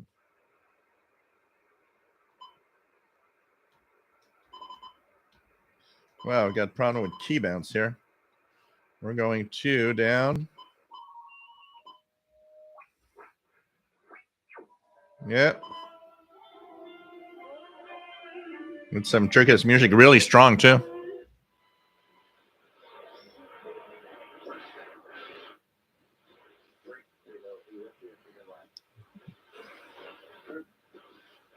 What is there here?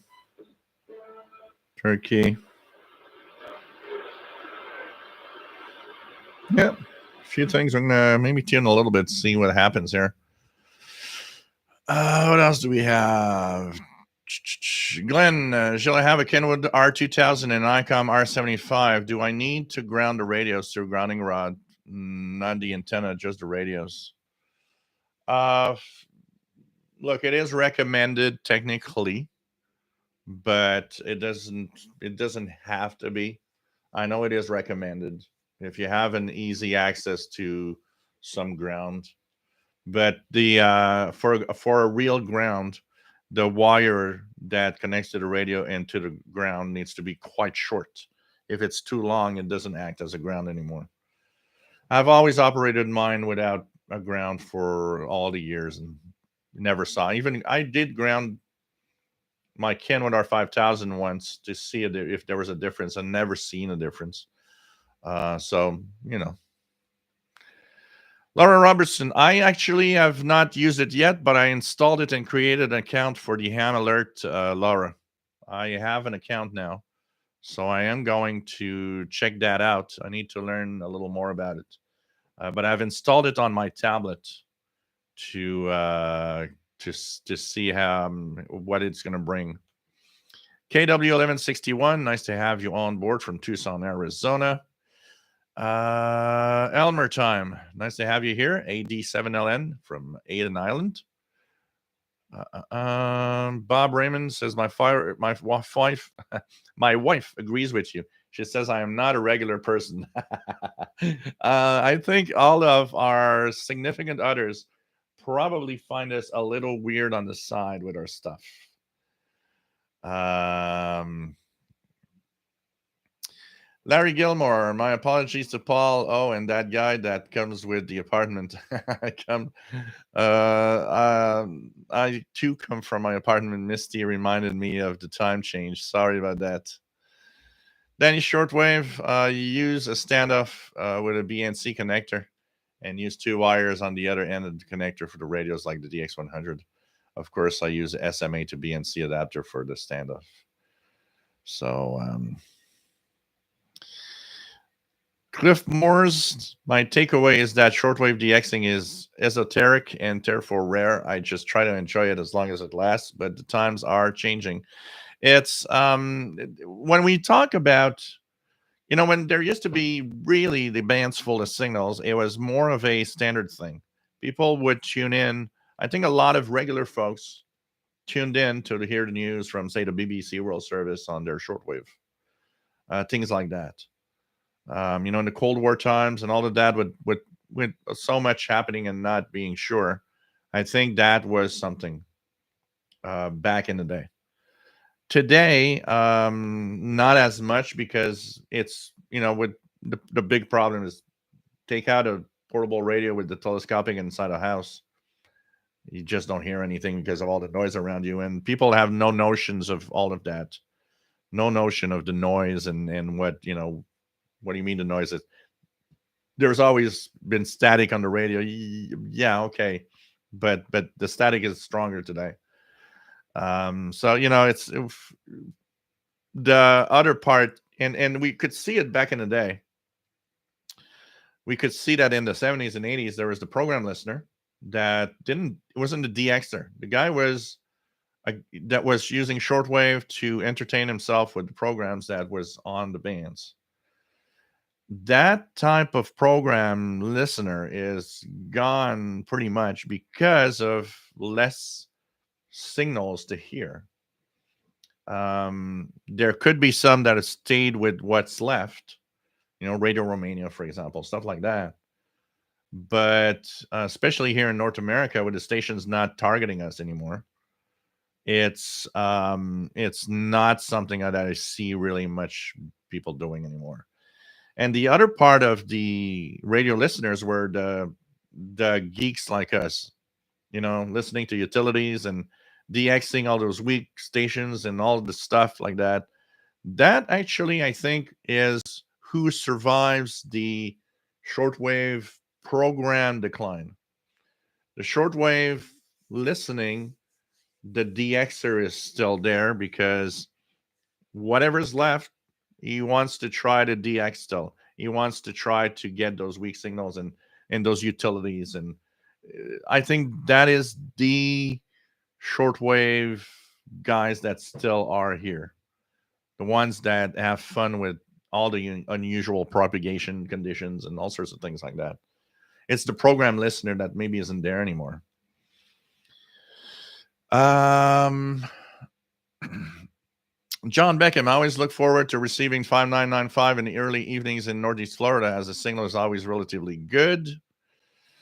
RJ Dakota, most of the people I know have no idea what shortwave radio is about. Most of the people I know would get impatient with the noise factor and fade factor. Definitely. And it, and we don't even have to go that far. Go to back in the 80s or 70s, even when shortwave was an easy thing to do. Technically, you just plug the radio and things were there. How many people did you know that listened to shortwave back in the day? Not that many either. There were more than today, yes, but not that many.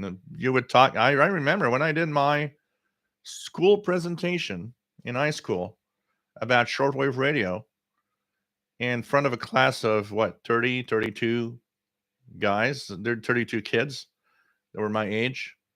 Absolutely no one knew it existed. No one. And they would have known. And I went to a little further than that, because in my head is, even if they don't do it, if their parents are doing it, they'll know what shortwave is all about. And nobody knew what shortwave was, which meant, so their parents are not doing it because they would know, oh yeah, that's what that thing that my dad does or whatever. Not even there. And we're in 1986, 85 when I do that, and shortwave is still pretty big back in the day. We're still in the Cold War. So imagine today. It's even worse.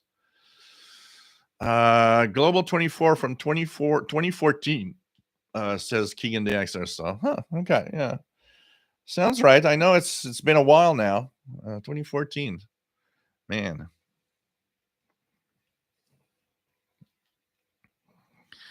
Turbo Tim's little reason to listen to shortwave. So many ways to get information. Shortwave time is passing. Yes and no. Depends what you're looking at. Once again, because there's a lot of stuff that you get on shortwave you don't get in any other means, and there is still that. Shortwave is not passing because of that. It is wrong to think that. Shortwave passing is much more of a government not seeing um, the power of it, because ask anybody that is in a country where everything is blocked. Russia, not getting the BBC online. Shortwave is the only way that you're getting something. Yeah, some people use VPNs and all fancy stuff, but there's a war going on that you can block all of that if you want to. So what is the difference today is that for a lot of countries, the information that was blocked before, so when there was the Eastern Bloc and all of that, but if shortwave is not passing, because you see all the broadcasters, but they just shift to where they need to shift it. So where are they broadcasting? To Africa, because in Africa it's tough to get any information. There is no internet. Half of the people that aren't even on the internet. So it's depending on the region of the world you are and what you need to give as information. And to give you an idea, I don't think shortwave is passing in the sense that if there would be some major event that suddenly would prevent us from getting what we want as information on the internet, for example, in news, there would be broadcasters that would actually target us to make sure we can listen in. It's the way that it is. The shortwave stations are going to be there in 100 years. It's not dying, it's shifting in what it's doing. And now it's much more focused to the target areas where, that why aren't stations broadcasting to North America has nothing to do with the internet. It has nothing to do with, we got other ways of getting info. It has simply something to do with the fact that we don't need to send that information to North America. It's not something that is, they don't have, and they're not blocked in any way, or not blocked is not the exact word, because there are some censorship, but it's not where you need to have the information going. You target it to where the information needs to go, and it's not an internet thing. Everybody thinking that the internet is why it's not that. It's not the case. If that would be the case, every station would have shifted, and I say it all the time, every GON station would have shifted to internet. We would be listening to Radio Netherlands. Why Netherlands just shut down everything? They didn't keep an internet presence. HCJB didn't keep an internet presence, apart from a few things that are very religious now. If the internet was that new way of reaching everybody, all of those stations gone would have had their web presence, and we would be listening to them, but through the internet. We're not. And all the stations, all the countries, you're not getting news from countries. And what I mean by that is, I'll say it again for the examples of, do you know what's happening in Norway? Yeah, you can type some news and try to find what's happening in Norway, but nobody does that. Yet when shortwave was there, Radio Norway was one of the stations you could hear. You knew what was happening in Norway. And the other thing is, yeah, but you want to listen to Norway, you're going to listen in Norwegian. There's no English. The shortwave is a very different media, and it is not passing. It is changing, and it will still be here in 100 years because there will always be a need to send information to target areas that don't have information. That will always be a need, and it's really just understanding that the media of shortwave is very different from the media you get on the internet or your local stations. It is not meant for the same audience, and it is not meant to broadcast the same information. So that's why, no, the internet is not replacing that. That is still needed, and it's still needed for a lot of countries around the world too, and sometimes even here. But the listeners on there, and the killer of shortwave is noise. It's noise, nothing more than that. When you turn on a radio and you hear nothing, it's not because stations aren't there. They're there. But people don't understand that in their house, all the electronics are just blocking everything out and making a white noise out of it, which is not the content problem. It's people don't hear what we should hear. And so as the noise floor creeped up on us, making it more and more difficult to listen, people abandoned. They didn't abandon because of the internet, because stations were already shutting down a long time. In the 80s, shortwave was already in decline for some countries. But in the 90s, even with the rise of the internet and before the rise of the internet, what would happen is they would get less and less listener mail. And in 1995, you weren't getting your news from anywhere else than shortwave if you wanted to know what's happening in Romania, for example, because nobody talked about it. And you were not on the internet in 1995. Yet, budget cuts and the fact that rising noise was making it more and more difficult to listen in, and stations thought, well, we're not getting a lot of letters anymore. No one's listening. Let's shut down. So it's not because there's other ways of getting information they're shutting down. It's because they get to a point where, well, we're not getting mail anymore. Why are we broadcasting? Why are we wasting money?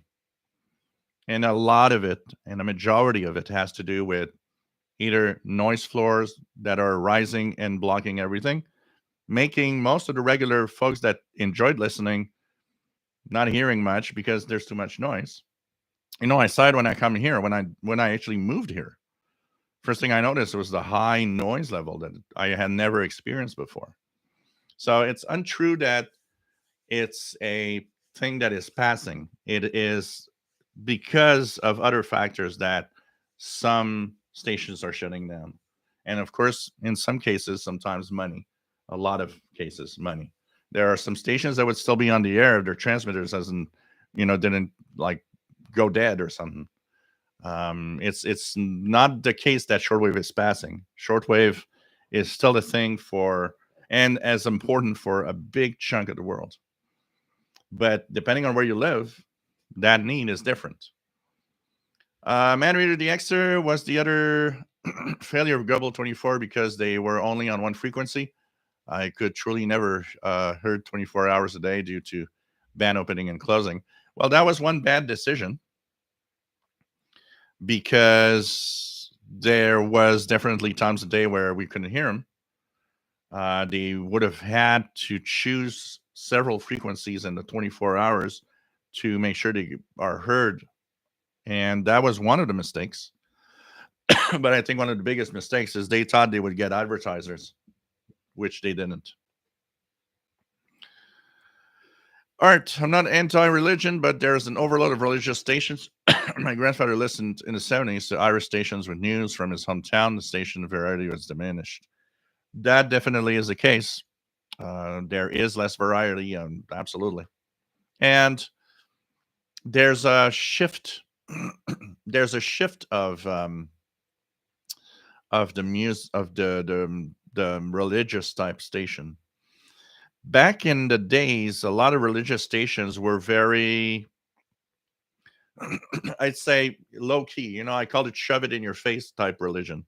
HCJB its primary goal was religion, but they did it in a way that was relaxed, giving us interesting programming with the mix.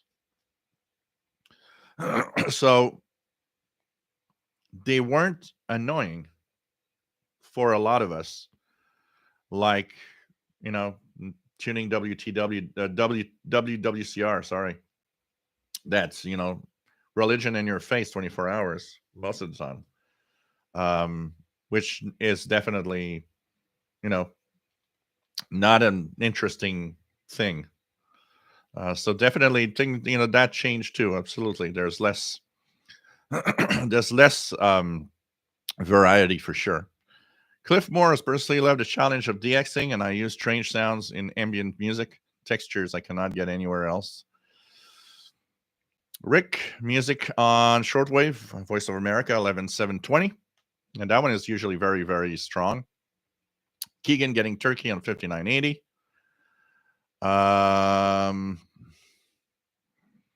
What else do we have? David C. Stearns, nice to have you here from Kansas, 29 degrees Fahrenheit. That's cold. David, if I recall correctly, Global 24 failed because they weren't able to secure the economics to stay on the air. Yeah, they thought they would get advertisers. They sincerely thought they would go out, ask advertisers, hey, you put an ad on our show. Thing is, what advertisers are going to do that? One of the biggest problems for advertising on shortwave is how it's a global audience. Unless your product is sold in every country around the world, it's not necessarily, you're not gonna, Bob's toothbrush in Tennessee. It's like he's going to sell toothbrushes in Tennessee, but who cares about listening to Bob's toothbrushes in Canada if the only place they're sold is in Tennessee? It's the same thing as. So who do you go to? Well, you go to the places which already are probably a little stretched on the money, and it's you go to the radio stores, the electronic stores, because I remember they had a few ads. They had one with electronic parts, I believe, but you got to pay for the operations, and it's not free. And if you don't have enough advertisement, well, it doesn't work. Brad Shaver, take care. Nice to have you from North Illinois. Mad Reader DX, have had people give me odd looks when I use my radios outdoor. Now I know why. Thanks for clarifying. Miji, nice to have you here from Central Virginia. Janice, 11780, Radio Nacional Amazonas in Portuguese, S9 in Montreal. We have Richard says, what else has changed as a hobby is stamp collecting. It's been dying for years. Yeah, there's things that people don't do anymore also.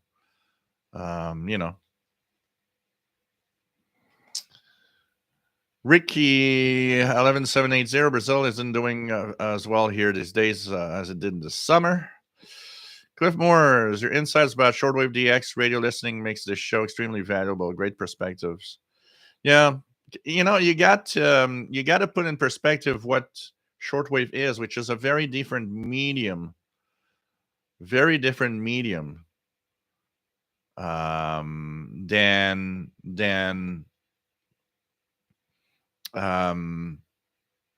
local radio and radio in general.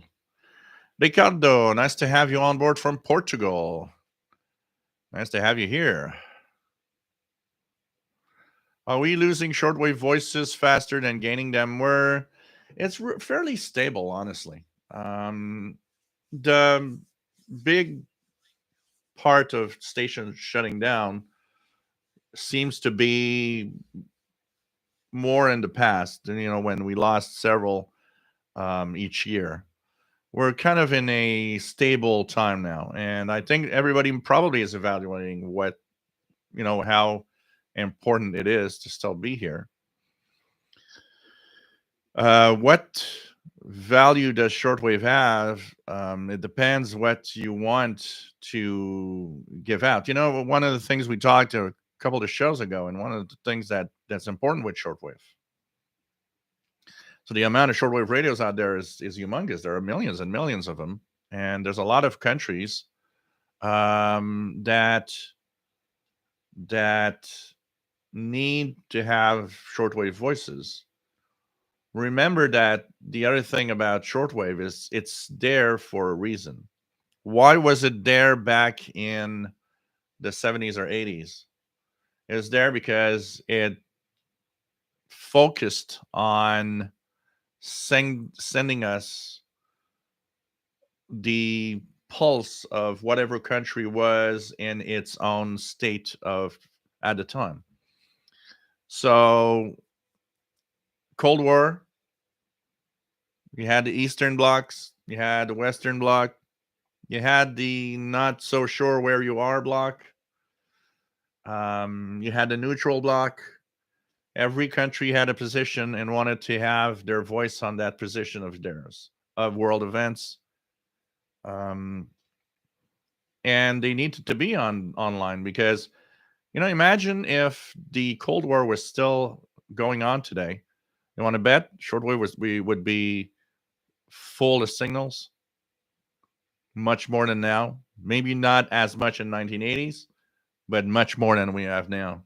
Why? Because a lot of stations would have still thought it's important to still have a voice out there, because with a Cold War like in the past, with the internet of today, Eastern Bloc countries would have had a lot of blocking of different news sources.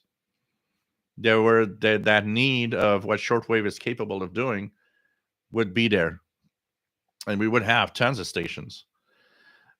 The fact that the voices of the shortwave stations was a lot about their own political views and trying to stand out, and in some cases convert you into being a nice little communist, like the West wanted you to be a nice little capitalist. It was the same thing. Each side wanted to push you into what they think is the best thing in the world. Some did it really intense. Some did it in a relaxed way. Some did it in a way that was not, it was kind of a disguised way of being friendly and still wanting you to, and look where shortwave is still important today. Well, it's where all of those political ideologies are still having a battle. And everywhere and every time something happens, you see that one of the broadcasters starts a broadcast towards that area, that thing. Look at the BBC. The BBC cuts that are coming for the shortwave outlets has nothing to do because you can get stuff on the internet at all. Because the countries they're targeting with those voices don't have internet, very little internet, or cannot get the news they want from the internet. It's the BBC's voice was important for that. It's purely we are going to have less money. We need to cut somewhere, because if we don't, it's the whole BBC World Service that's going to die.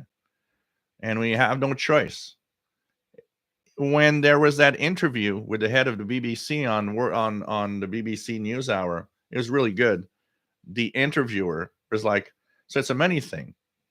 And she was always coming back with, well, no, it's if we need the broadcast, they're going to be there. Then why are you not keeping them? It's like the guy said, yeah, it's a money thing. The announcer was like, no, it's a money thing. Say it, it's a money thing, and this was clearly a money thing.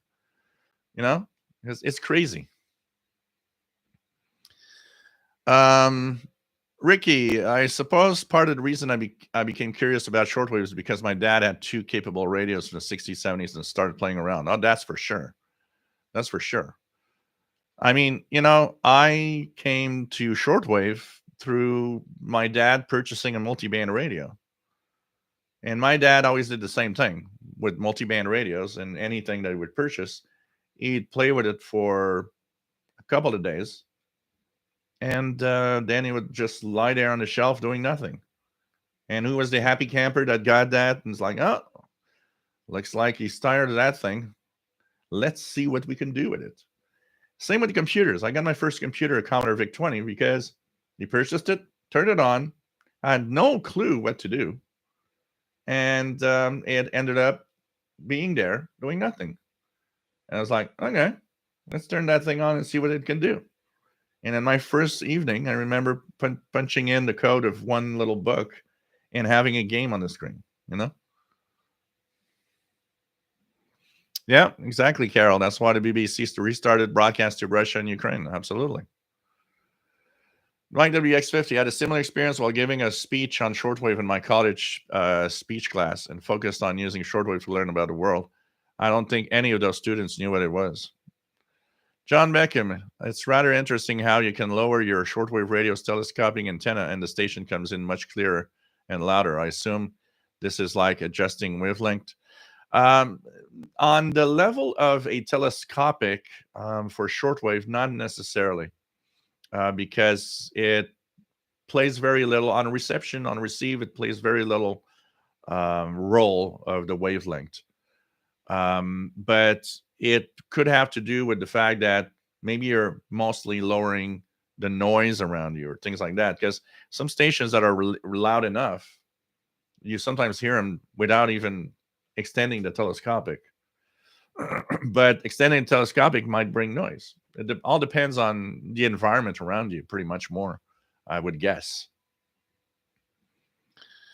RJD Dakota, I've been playing with and using medium wave radio all my life, and I have gotten used to just searching for stations. It's just been that way for me. Yeah, definitely.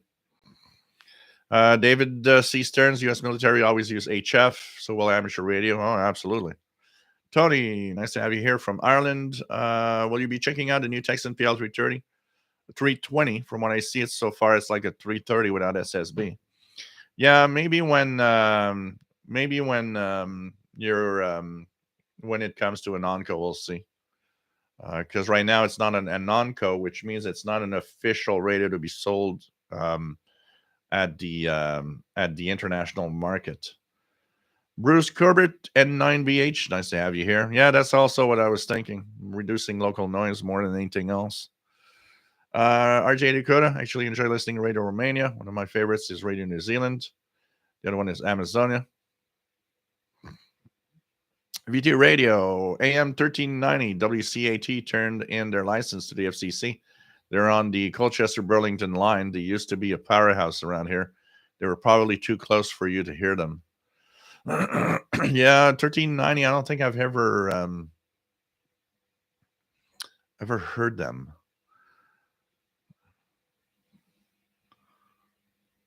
Mike WX50. I haven't heard from Tom DXer in a while. Haven't seen him on the chat for some time now too.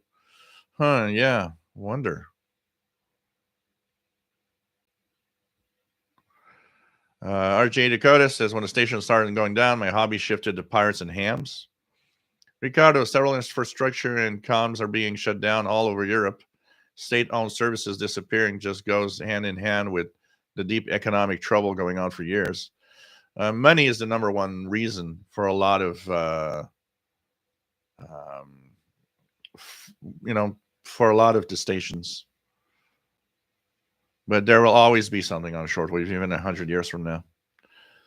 KWL61 says in 1995 I was on CompuServe for an hour at a time at $3.55 hour rate. Wow. Blast Owl, do you believe some particular content could attract people back to shortwave? Sometimes I feel Voice of Turkey just reads Wikipedia articles. There's a lot of stations that definitely aren't putting much effort in their shortwave outlet. One of the voices that I would see, and it's sad, but that I would see leaving shortwave, Voice of Turkey is one. for a simple reason. They're starting to have transmitter issues. That's the start of the end. Transmitter issues. You want to fix that? You know, what you're going to see is one day the transmitter is going to go bad and they're going to be gone. And definitely, they're not putting much effort into what they're actually doing. It's almost as if, well, I get there every day, do my work, and go home. Unfortunately. Yeah, China puts a lot of content on. Absolutely. They are everywhere. I mean, listen to an SDR in Asia and it's China galore. It's like the 80s, but in Chinese everywhere. Um,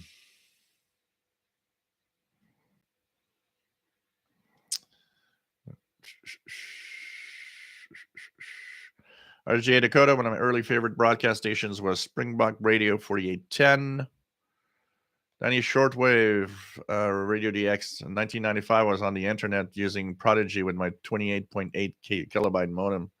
Yeah, and that was the exception to the rule. The number of people on the internet was like, so small. Gary 24 fan, the religious programming on shortwave has gone from here's what we believe and we let you decide to you'd better believe what we believe or God will smote you. Yeah, that's exactly what it is. I mean, listen to Brother Stare for 5 minutes. By the way, I probably would not be able to listen to more than 5 seconds, but it's like, you listen to any of those shortwave broadcasters with the religious program in the US. It's like, okay, I'm going to hell. Why should I listen more? Anyways, I'm going to hell. That's it. Cliff Morris, personally, I find much of the religious program to be very shouty. It's grating and tiresome. Grating and tiresome. Yeah, absolutely. Absolutely.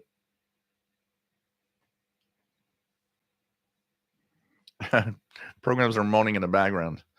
Sears used to advertise on WRNO in the 80s, but they were a big chain. So they could advertise because they knew that the listener, wherever they were, they had a Sears outlet.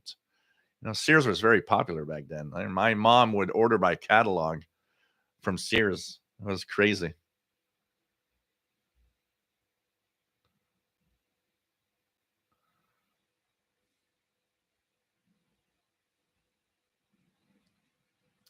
King of DX, their new medium wave DX catch here in Northwest Arkansas on Sunday, November 6th, 1060 KYW, Philadelphia, Pennsylvania, with I-95.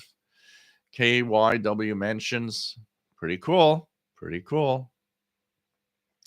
Mr. X, how's the new Yesu, buddy? Hope you're getting well. It looks very nice. Having a lot of fun. I'm going to talk actually about something that I did this week. I want to mention today. John Meckin, when shopping for a good quality sensitive shortwave portable, most likely you need to invest at a minimum of 50 and upwards, averaging 100. Now, your shortwave in 1995 was running Windows 95. Oh yeah, famous Windows 95. I had it on, what was it, 25 floppies or something. And then one of the floppies didn't work, and it's like, oh crap. Tony owned one of the Hitachi World Space Portable satellite radios. Had a little square dish you had to point towards the equator. It folded when investors abandoned world space. The radio became useless. Chris C., I love radio more than ever.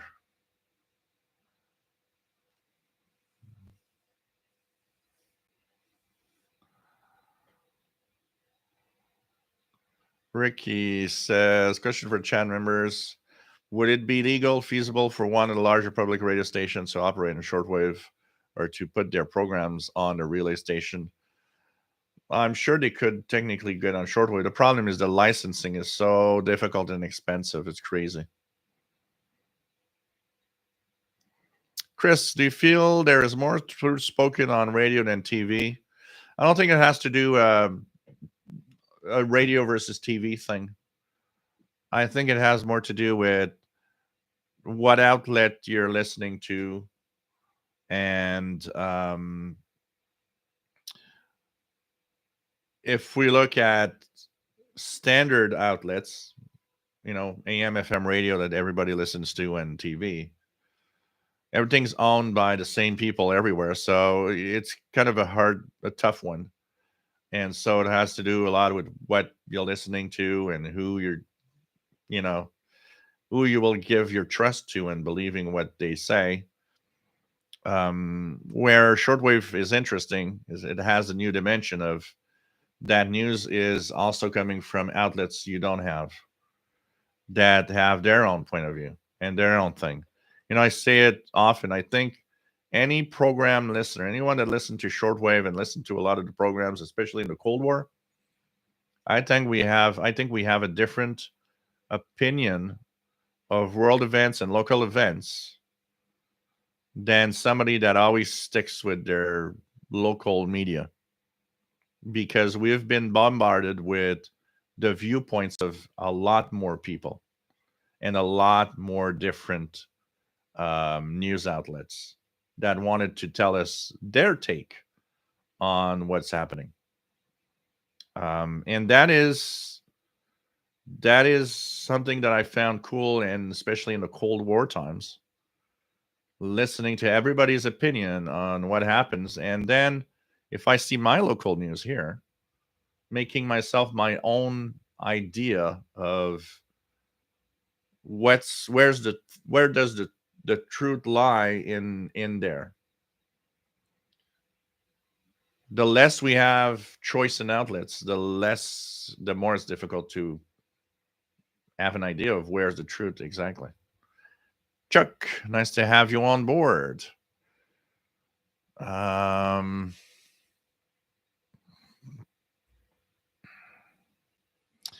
Ben, nice to have you here from the west coast of Newfoundland.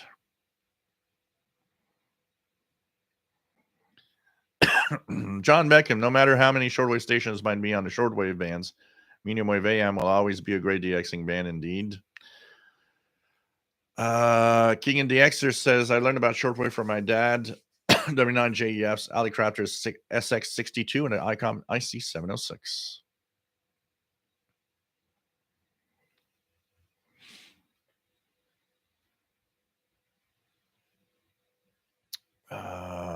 What else do we have? RJ Dakota, size of the antenna for transmission. Nowadays, people want to tear that down just for the metal content or properly value.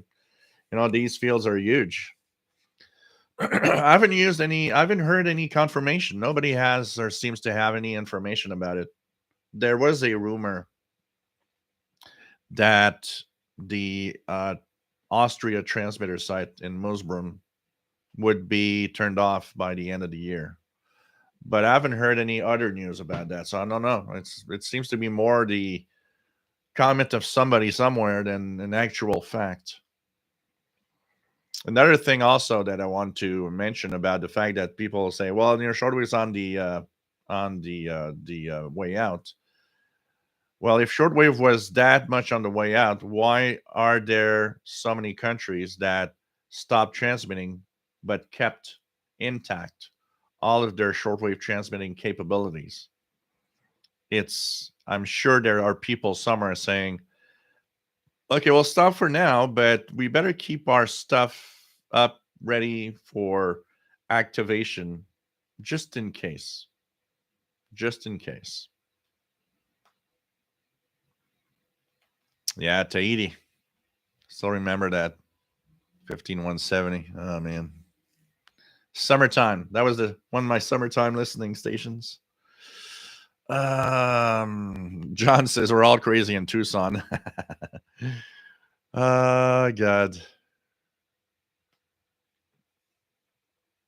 Richard, does the cold, dense air of winter have a positive or negative effect on shortwave reception and DXing? Weather does not affect the shortwave frequency ranges, because that frequency range at those wavelengths, nothing that happens in weather actually does or changes anything. As you go higher in frequencies, VHF, UHF, that's different. At the higher frequencies, the VHF, UHF range you start seeing effects of the different weather, especially rain, clouds, stuff like that. But at the level of the wavelength of shortwave, weather has no effect. Temperature has no effect either. What else do we have? David says in Barcelona says as of late my receive activity is centered on long wave medium wave. A few weeks ago I found a station using Sequam AM stereo, Radio Studio X on 1188 from Italy. Cool, and they even offer a QSL card. Wow, this is cool.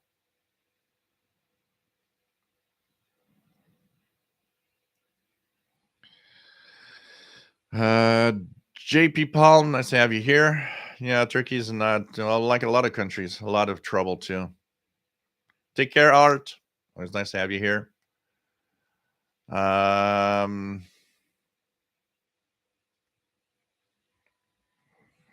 Yeah, and we were talking about it a few weeks ago when somebody was saying, well, why do Western, like the BBC, why would the BBC with um, uh, you know people's money broadcast to third world countries, for example? And that's the thing, is we need to have these outlets because we know how fragile the balance is, and that balance of the world we live in can shift easily if things turn bad or go bad in a certain way. And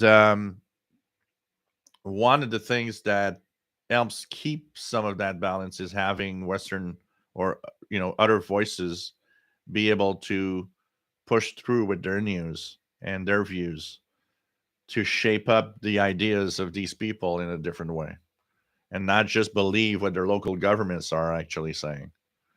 Janice says Radio Free whatever 6950. They've been on pretty much almost every day. I mean, they've been on a lot lately.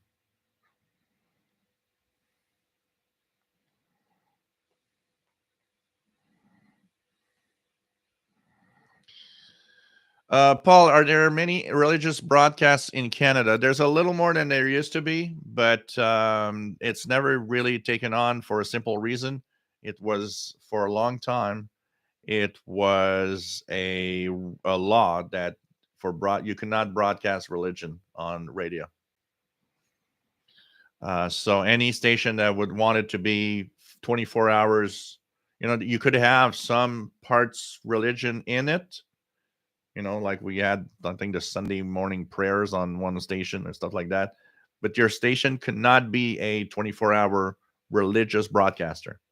It was not allowed in Canada for a long time.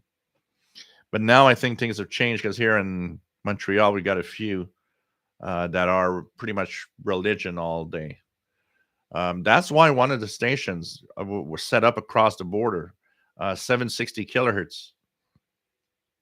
They could not get a license to broadcast 24-hour of religion in Canada.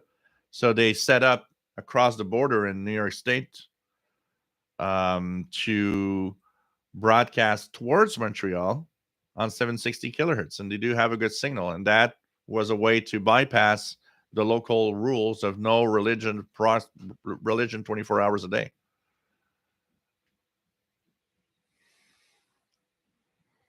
Tony, a friend of mine, bought the Sanjian PR D4W and says it's the best AM performer he's ever heard, at least in the transistor age. He said the Valve radios were the best, but he swears by that Sanjian. My WX50, I used to go into our local Sears store, and when they had the game Pong that you could play on the TV. Oh, man. RJ Dakota, why don't we just open up the band between 6, 5, and 7 megahertz and allow it as a big pirate band, not necessarily a free for all, but something constructive. Yeah, well, we can't really do it because of the rules, the ITU rules of what is on what band. So we got to follow the band plans, even in a local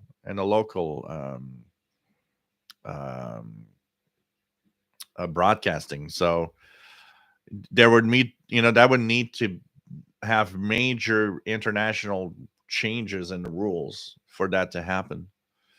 Glenn, personally, I found Brother Stair voice so sickening to listen to. Yeah, for any amount of time, pretty much. Jim from Rhode Island, nice to have you here.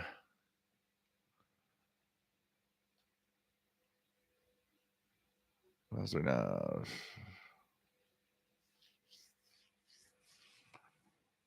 Yeah, RGA Dakota, I know. There's a few places where the medium wave dial has a Brother Stair. Absolutely. Absolutely.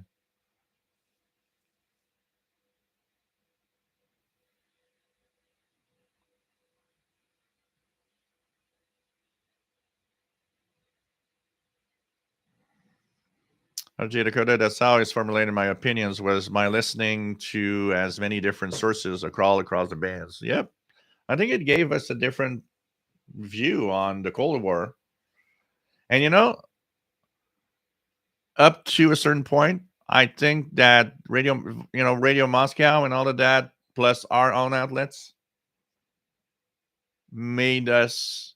We knew it was bad. We knew it could turn bad quickly, but also made us maybe relax a little more because we could hear the other side talk. What was the big problem with the Cold War? Everybody was relying on what? Our own local media to tell us, oh, the big bad Russians are doing this and that. But we turned on our radios and we would hear the big bad Russians over Radio Moscow, and they suddenly didn't sound as bad as they did on our local media. And we could forge an opinion on that. We could kind of, have a better idea, know what the bad is, and know that, yeah, there's some bad. But maybe there's also some overhype on our side of certain things. And shortwave helped us have a better balance in the ideas, between all of that.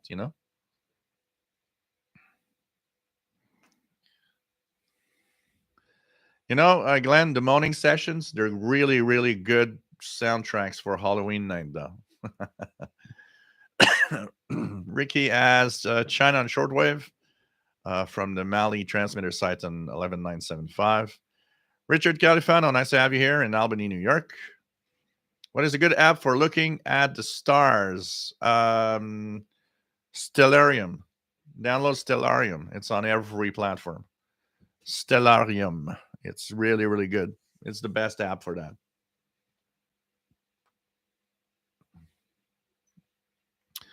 Bob Raymond, I agree about shortwave listening and forming someone's socio-political perspective. Being a shortwave listener as a teenager had a role in my obtaining a political science sociology degree. Yeah, definitely. I mean, it has a way of giving us an opinion of various. Not all the things that Radio Moscow said were wrong. There were things that were propaganda, but there were things that were outspoken, reality. There was stuff that you could take in there.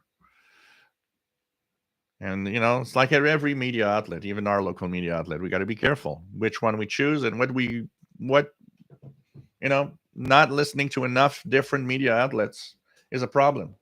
When somebody sticks to one network and just listens to that network and never switches to anything else, your mind is getting blasted by ideas of a certain type from that network's ideology, if you want. A good balance is you listen to that network's news and then you'll listen to that other network's news, and then you'll end with this other network news, and then you'll have, okay, I got diverging viewpoints. I've got the news told to me in a different way. What do I make of it? And there's your better outlook, I think, for kind of understanding the world around us.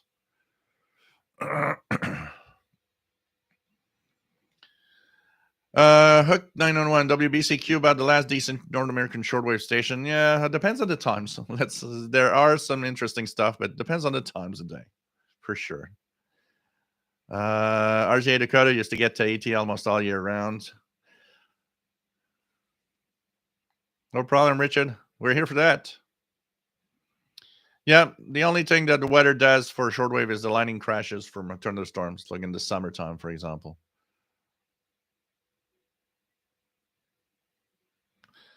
TV Ostrowski says, I got my dad a Sony Shortwave 7600 for Christmas in the mid 80s.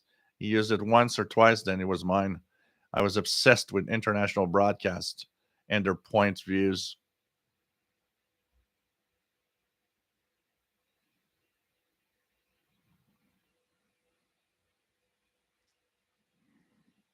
Yep. Great times, definitely. Definitely. Hearing what others had to say was interesting. Richard like Califano when I listened to the 60s, didn't know how much I would miss all of those countries. Oh, there's there's there are things we don't realize, when we were back in that intense time when there were so many things. Today I realized one thing. My I got into the intense part of shortwave in my teenage years. And even into my adult years, there was still quite a lot of stuff into the 90s and early 2000s. One thing that I realized today is I was too young in part to realize the importance and all the things that I might have missed or might have not listened to or done because I was careless or maybe just too lazy to do or whatever. That today I think, wow, I would, if I would be in the 80s with the radios I have now, I would devise kind of a plan to maximize all of it rather than just tune around and think that, well, if I don't tune it today, it'll be there tomorrow, until you tune it and you realize that, well, it's not there anymore. And then you realize, well, I should have done more listening of that. Or, you know, it's like QSL cards. I have a lot of QSL cards that I missed because it would have happened. It would happen. I would listen to a station. I didn't have a card, and it was like, oh, I don't feel like writing a reception report today. Today was like, come on, I would kick my ass to be a little more proactive of different things on shortwave back then. There are a lot of things I missed, a lot of things and I didn't have, I mean, the DX302 is fine, but it took a while before I really got a top-notch radio, which was the R5000, which now was the real DX beast that I had.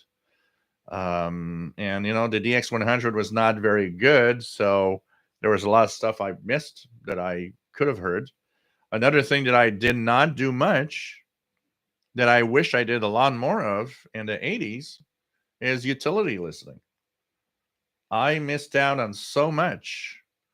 To give an idea of how I missed out on a lot, I did not realize there were pirates on shortwave before well into the 90s. I think my first ever listened to a pirate was not even by accident. It was advertised. A station would be on the air a certain date, somewhere in the 90s. It took a long time before I stumbled for the first time ever by accident to a pirate station. So there's so much things that I wish I'd have done more back in the day when all of that was at its peak, unfortunately.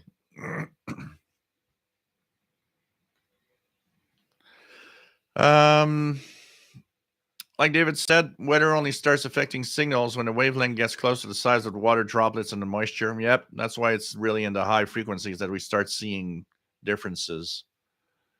But there are a few propagation characteristics that might be influenced by weather in the VHF range also.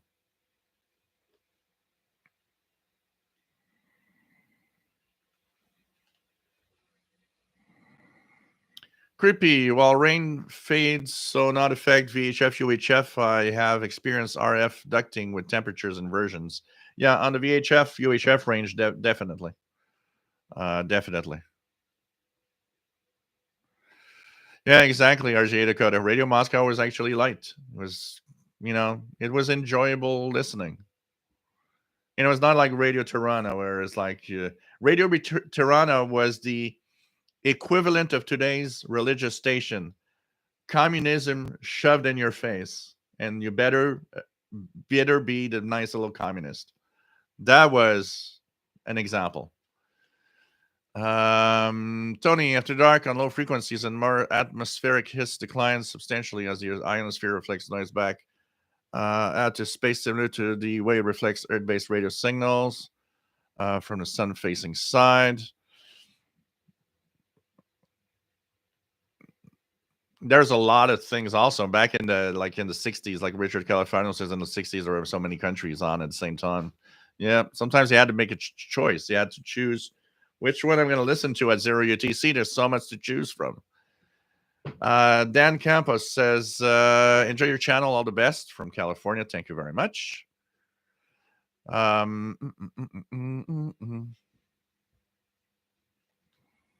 Yeah, daytime is always hooked 911. The big problem on shortwave, daytime is never the best time to listen to shortwave. So it becomes a problem. So it's tough to find any good choices. In the winter, there's a few things though.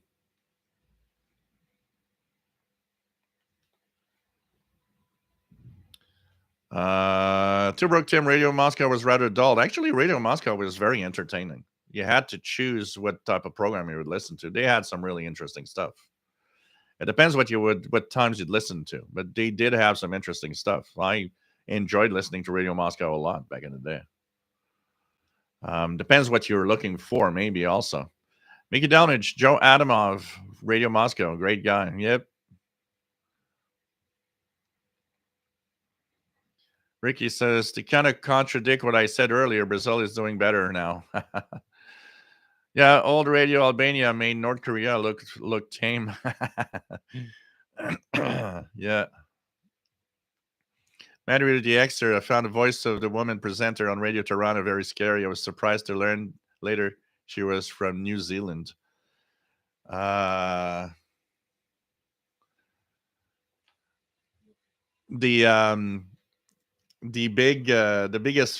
funniest thing about the thing about Radio Tirana and that woman. I was part of the Quebec club, the Quebec Radio Club, the Clément Cours de Québec, which had a contest one year where we had to send in recordings of different stations, and some were difficult and some were, and you had points for every station you could monitor when you send in the tape in the end. And they had like a big prize, I don't remember what the prizes were, but they had some prizes for the top 3 or whatever that would have the most points. And they had put in one of the contest questions was more of a joke than anything else.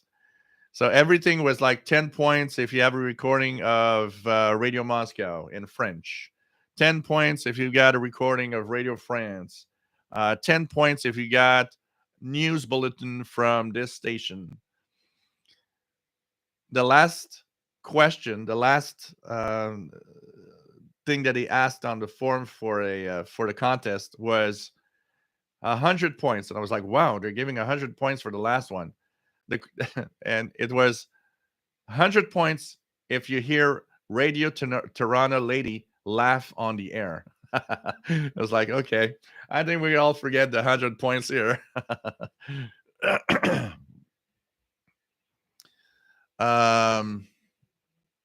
What else do we have?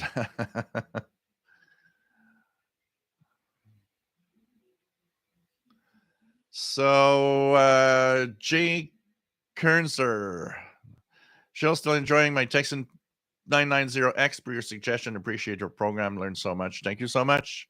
I will not change. So don't worry. I'm not going to change. I am who I am, like it or not.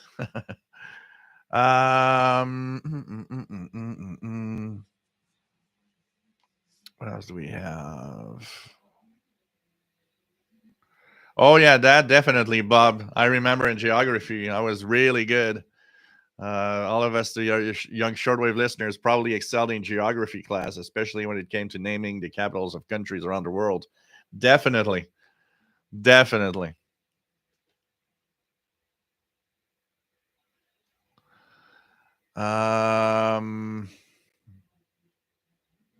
Richard California was listening to Radio Egypt when their prisoner was killed.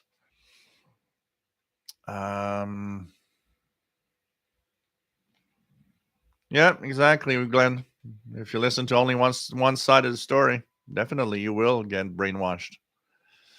Ricky, new for me at this time. Can you hear NHK World in Japanese direct from on 11/6/30 from Japan? Sam Gunn. I bought my first portable shortwave radio in 1981 when I was 18. You're right about geopolitical awareness. I've been away from it for 20 years, but just bought a new shortwave set. XH Data D808 arrived today. Cool. Francis, will you be watching Meteor Shower tonight, this weekend? No, I know that, I used to follow a lot of that through the years, but here in Montreal, it's difficult to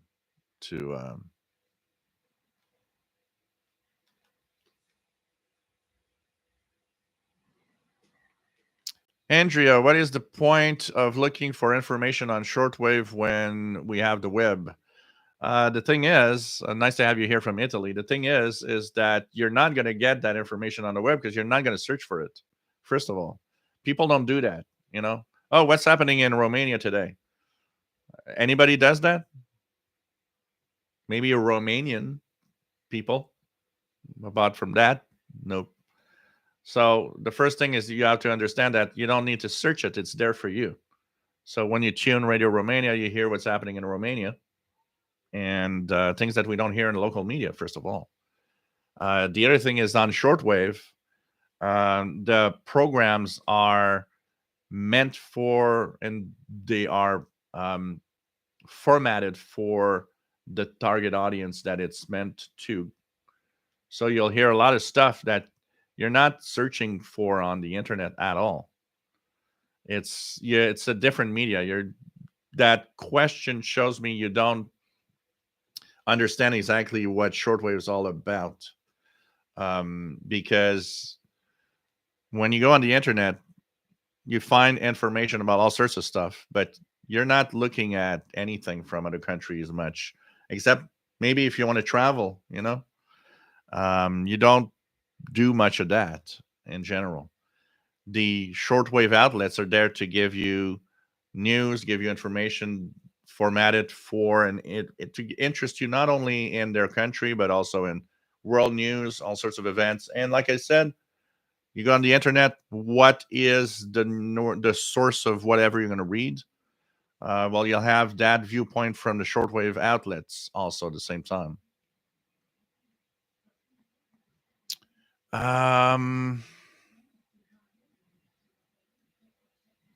Some people need a GPS to find their own butt. My WX50, I used to teach students how to use a handheld GPS receiver and then take the coordinates and plug them into Google Earth to fly to the location where they had visited. Doug Smith, nice to have you here. Bob, thank you so much for the tip. Have a good dinner.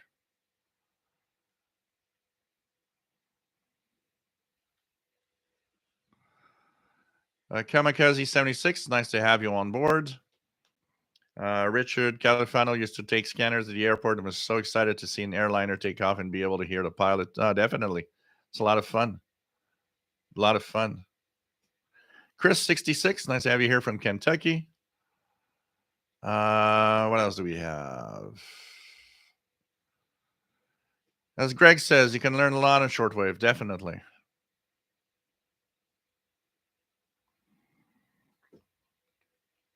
What else do we have? 73, Francis.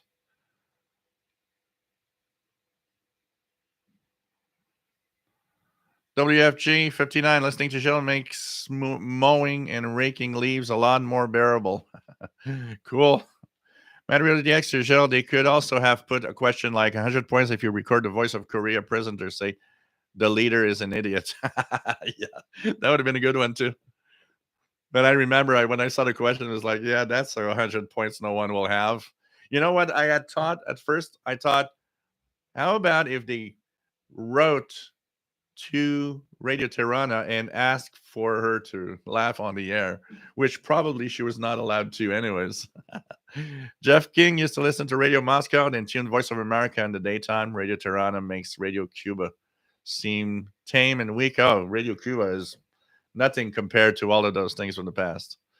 Sergeant Rock, great show, great internet signal into sticky Hawaii. Thanks for utility article, November Messenger, Canadian Civil Air Patrol, Canadian time signals. Cool, thanks. I always try. I always have a hard time finding what the hell I'm going to talk about in the utility column every month. I think I'm going to continue on that roll next month that I started with that column, and then check it out. Daniel Mark LeBlanc from Shediac River, New Brunswick. Nice to have you here. Mickey Dalmich, the lady that read the news on Rye, Italy, was a little bland too. Yeah, that was kind of a tough one too. And I still remember the last year or two of Rye, Italy, with that high pitched whine in their transmitter. It was like so painful to listen to. It was like, oh God. So I'm going to talk about something that I've been doing, and I've been a bad boy. For some of you, I've been a bad boy. I've actually started. So my new Yaesu FTDX10 is nice because it's easy to just plug in with a USB cable into your computer. I have computer control. So I started a few things. I started playing with the Ham Radio Deluxe and its digital modes. So I plan to be sending out some CQs on PSK31 and stuff like that. Just need to get the hang of it a little bit. What are the proper setup and how do I exactly do it correctly so I don't annoy other hams on the bands. But I also did something that of course, everybody's talking about.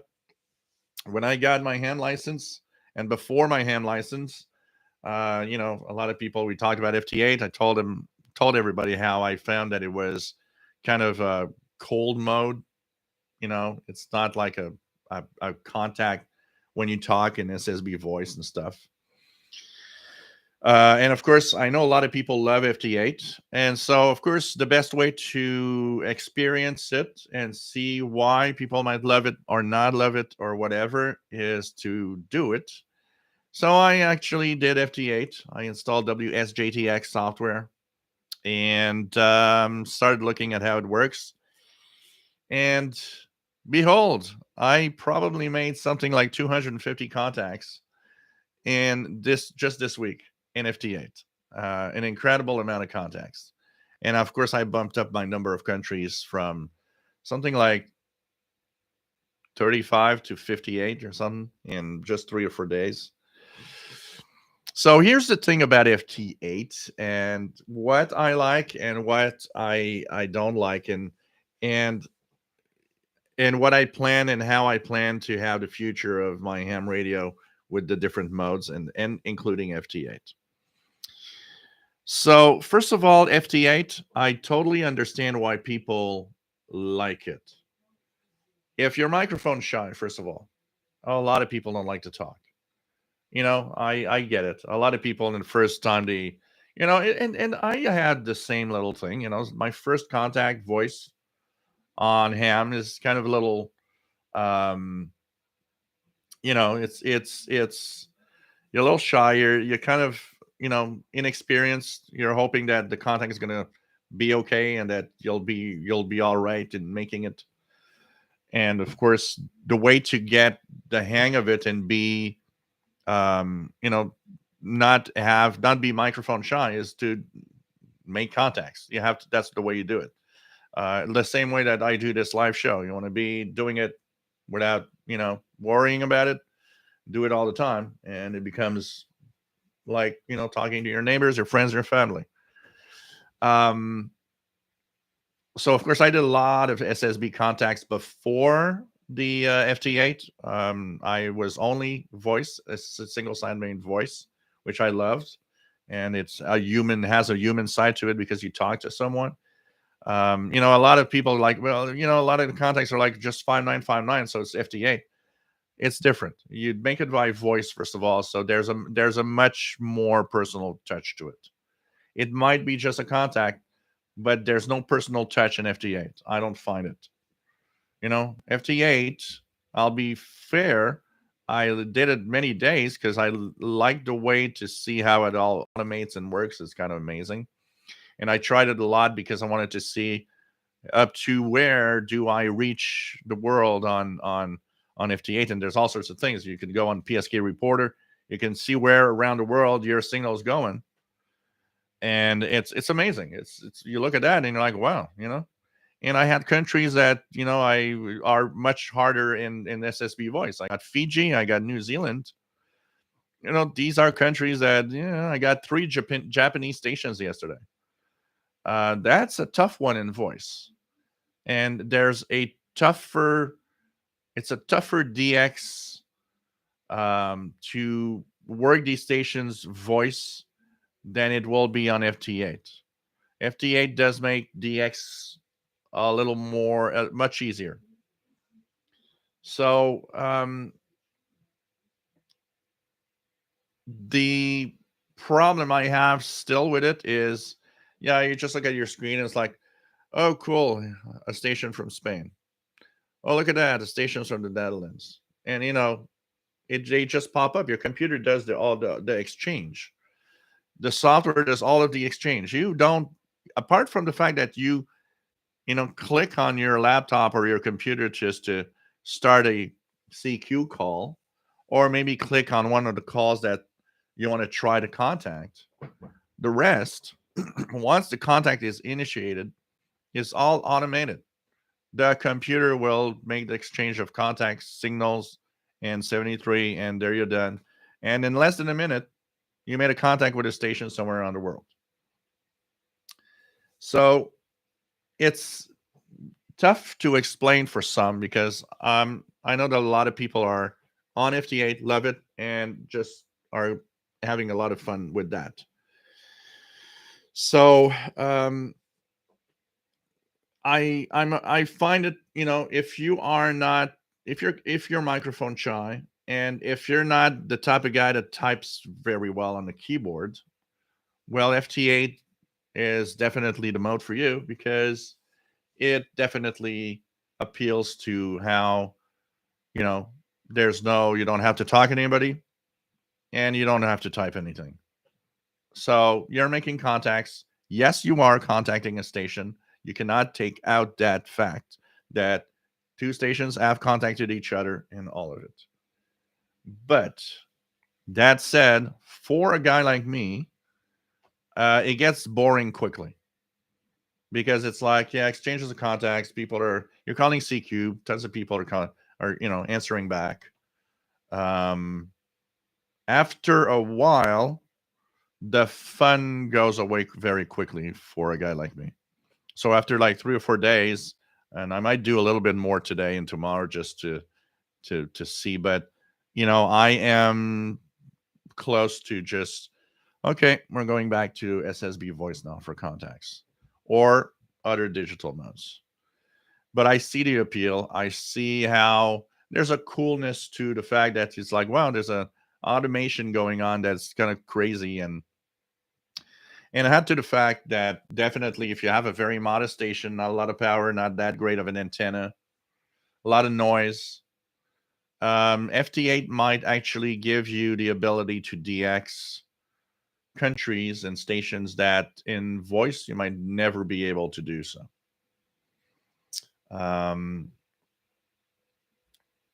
I have had countries that are much more difficult in voice, but you know what? One day I'm going to have a contact with a voice, even though it takes time. It's more difficult. There's a bigger challenge in SSB voice. So, I see why some people go there. Um, there's a and that's for me. Once again, I'll be on that side here, on my side of, there's a, you can get all these awards, like, we're called continents and we're called US states, and on FT8 it's rather easy to achieve all of that. And that makes me also not have find it that great, because the challenge isn't there. There isn't that much challenge in getting tons of countries on FT8. Station just has to be there, and very often you get an answer back. Not all the time. It's true that you will. There are some stations you click and it's like, okay, probably doesn't hear me. There's no answer back. But I don't know. There's an easiness to the context that makes it unappealing and not interesting, because I like challenges. And for me, FT8 removes the challenge side of it. And add to the fact that I like to talk, I rather talk to somebody with voice. Or if it's a digital mode, a digital mode that has a conversation side to it.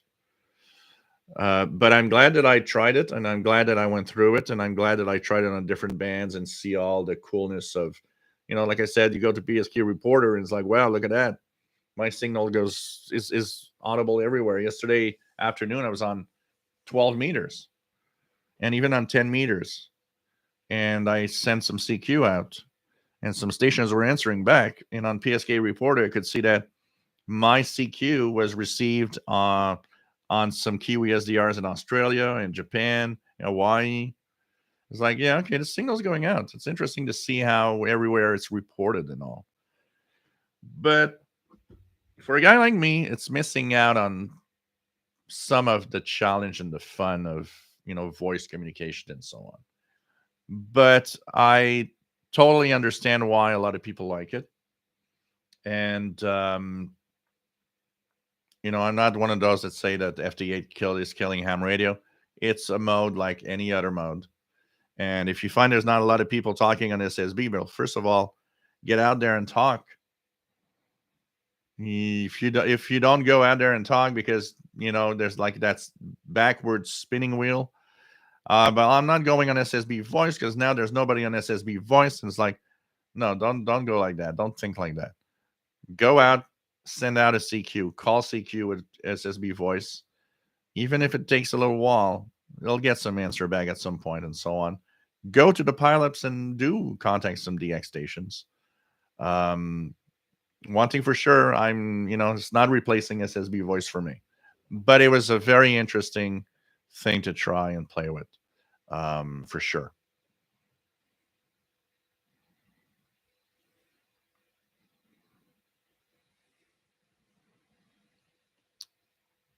Okay, what else do we have?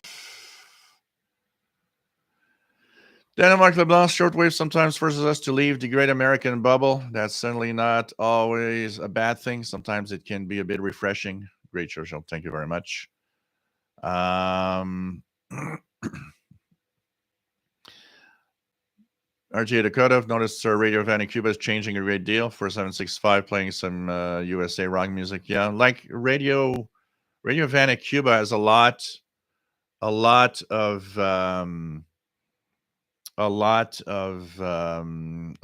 they play like Tracy Chapman and stuff like that. I'm like, okay, that's kind of interesting. Two Broke Tim, late 60s, remember Radio Peking calling us world capitalist running dogs. Yeah. Jerry, AC4BT, is Voice of America still relevant? Word listening to.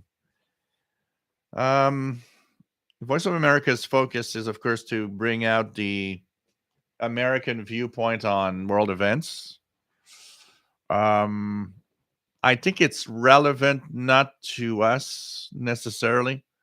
I think it's somewhat relevant for the audience that it actually wants to talk to. So it's like, We talk about different viewpoints. Voice of America is a viewpoint, very American viewpoint. Put it in there with the BBC's viewpoint and Radio France's viewpoint in Africa and all of that. It blends in a mix of ideas from different countries and different governments. So I think it is relevant. I think it is relevant. But it's one outlet out of all the other outlets that you have on the shortwave bands. But I think it is relevant and needs to stay on the air, for sure. Simon Templar, nice to have you here. Yep, having fun with digital modes.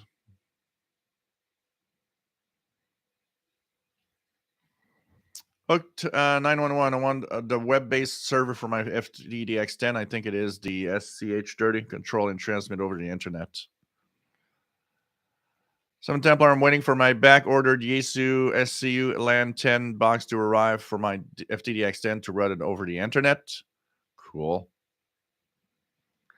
Look, 911, don't care for digital modes much. Yeah, it all depends what you want. Digital modes are fun for computer geeks that love playing with computers and that love shortwave or that love ham radio. You mix both together, so it's like the best of both worlds for some of the people that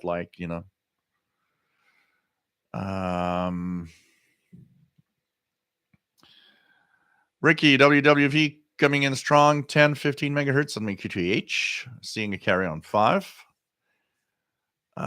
David, I use FT8 because it enables me and my very large average setup for HF to retrieve DX that otherwise could only be done with an amplifier and several hundred watts. Especially important when the DX station at the other end also doesn't have a huge lots of aluminum up in the air. But yes, whenever possible, I'd prefer SSB. Yeah, but it's a thing to try, and we have to. I've noticed one thing by doing a lot of SSB voice. You know what? With a modest setup, you can actually kill it even against kilowatt stations. Yes, big power often brings a bigger signal, but big power is also overhyped. I look at my stations I was able to do on the DX with the pileups, and I got to tell you one thing. Number of times I'm one of the first stations that pop up that the stations calls back makes me realize that we have to stop belittling our stations. We have to stop thinking, oh, I'm just an average small just much station, so my signal is not going to go out there that much for DX SSB. It ain't true. It ain't true.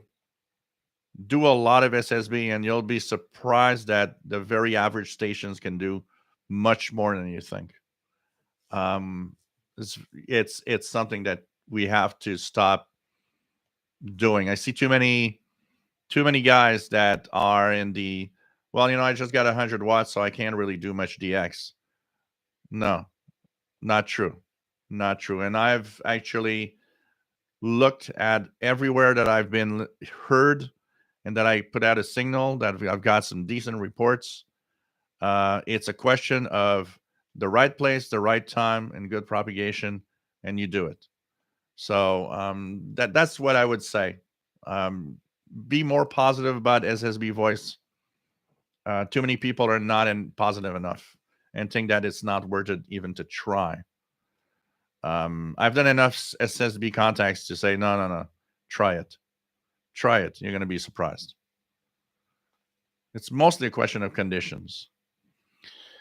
WF7i Homebrew, working DX with FT8 is like shooting fish in a barrel, but I find it fun just to explore propagation and see how your antenna changes. Oh, yeah, definitely. There's interesting sides to it because you have a visual of, how things work.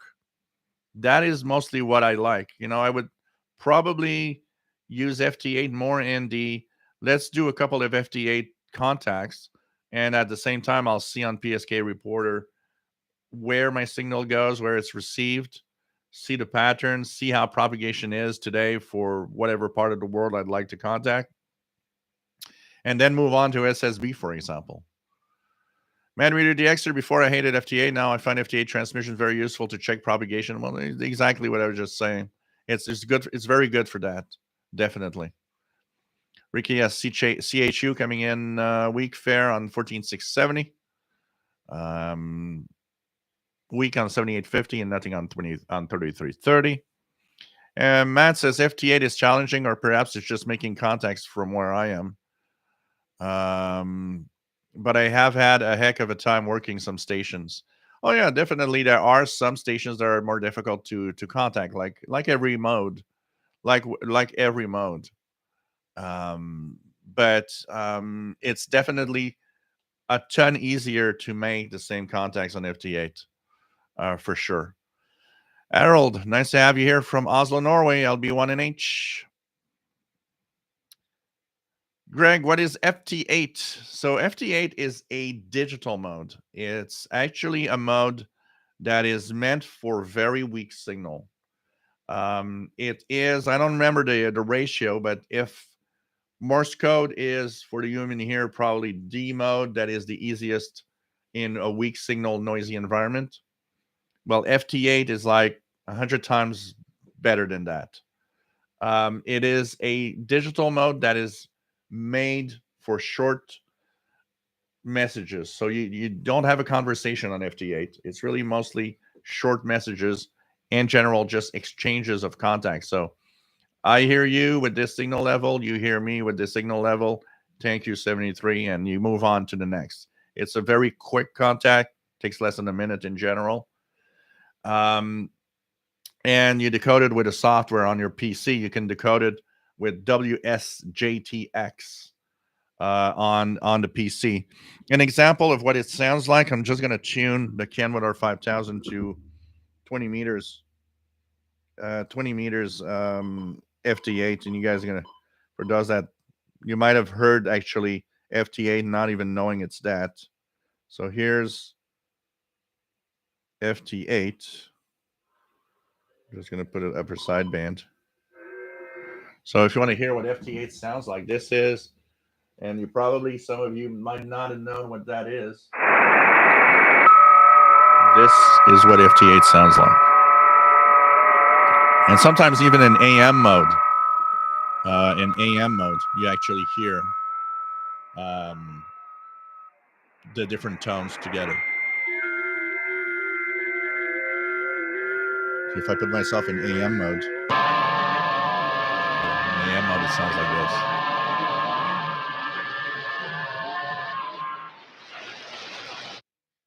So that is FT8, and it's part of the amateur radio modes, digital modes that you can use. And like I said, since it's a very, very good at being heard through the noise, it's and weak signals, you might not even hear with your ear that something's there, and your computer's going to pop up a station.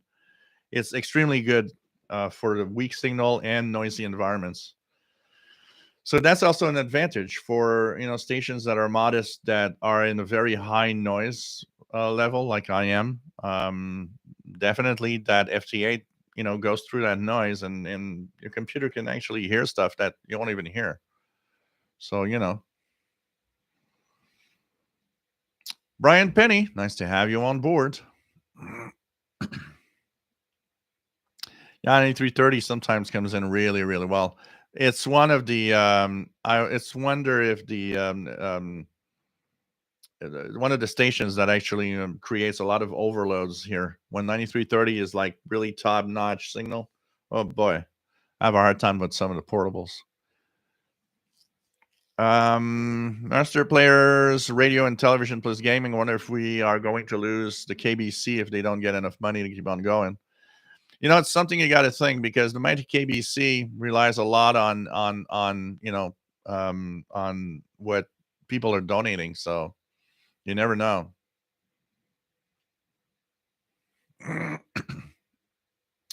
Simon Templar uses RTTY as a backup method for communications. Mr. Squirrel, nice to have you here from upstate New York. That is something that they should do, like Matt says, MDK2. The mighty KBC should start hearing from WRMI.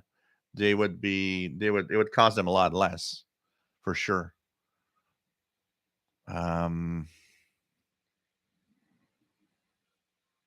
Yeah, WRMI is back from the hurricane situation.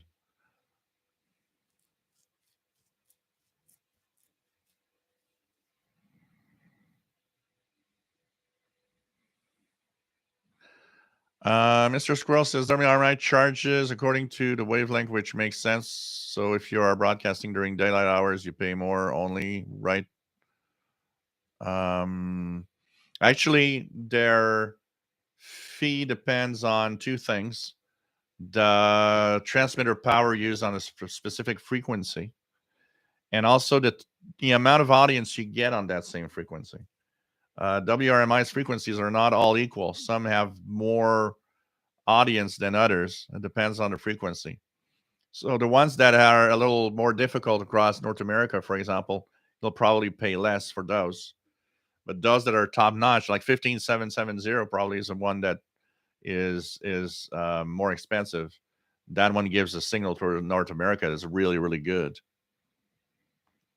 Device 9, 12080 upper sideband. It's probably the Mixed Radio International Pirate. They were going all over the place. They were going all over the place. So if you're hearing mostly music, it could be Mixed Radio International Pirate. They were all over the place around 1200, 12100, and so on today. David says, I'll follow your advice, Joe. I do agree that SSB does have the potential for unexpected DX results. So I think I'll be a matter of putting that into practice and being patient. You have to be more patient on SSB than on an FTA, definitely. That is something that goes with it. But I think too much emphasis is placed on, I don't think I might not DX because of my station situation and the fact that I have just 100 watts. I tell you, you know what? If you have time this week, try it. Take the time to go out there and try it. You might be surprised and say, you know what? Maybe I underestimated both my station and my capability in SSB voice of making good contacts.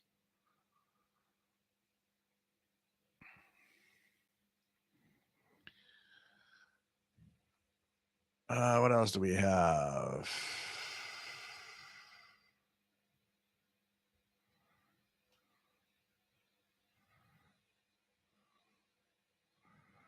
Check it out here. Take care, Mr. Squirrel. Hi, 61. WSI Brew, what do you think about guys who completely automate their FT8 stations? They create FT8 bots. That shouldn't be done. I don't think that's first of all, anybody that leaves a station as a bot unattended, well, you're already breaking the rules, because one of the amateur radio rules is that you have to be at the station. There has to be someone at the station or in control, actually in control of the station when you are making contact. So if you do it over the internet, you're in control of the station via the internet. But if you just put a FT8 bot and go do some shopping, well, now you are violating amateur radio rules. You're not supposed to do that. There has to be a way for you to be able to control the station, not just leave it alone unattended. So, that is kind of that is the ones that I was kind of cheating. Come on. Yep, you need a ham license. It's a digital mode for amateur radio, and you need a amateur radio license to broadcast. So FT8, of course, a requires a license. Mick, I've used FT8 a lot. It got me my 100 DXCC. So you know,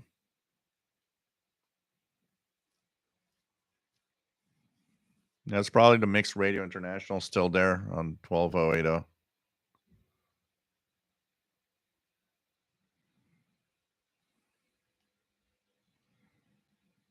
Christian Marcoux, bonsoir. Take care, my friend.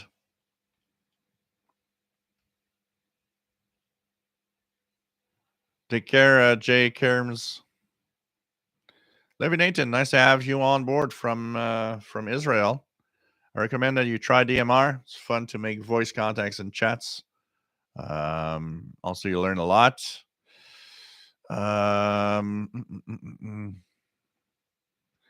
Francis, back.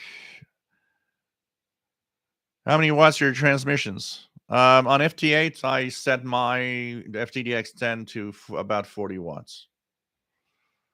I sometimes will go a little higher if I have a contact with another station and it's rough because it's trying all the time. I'll pump up the power a little bit, put it at 50 or 60 to make it a little easier. Then I'll bring it back down to 40. But I kind of stay around 40 watts. And with FT8, you got to be careful with the transmission. Make sure that you check your ALC to not like over modulate and do all sorts of weird distortions and so on. So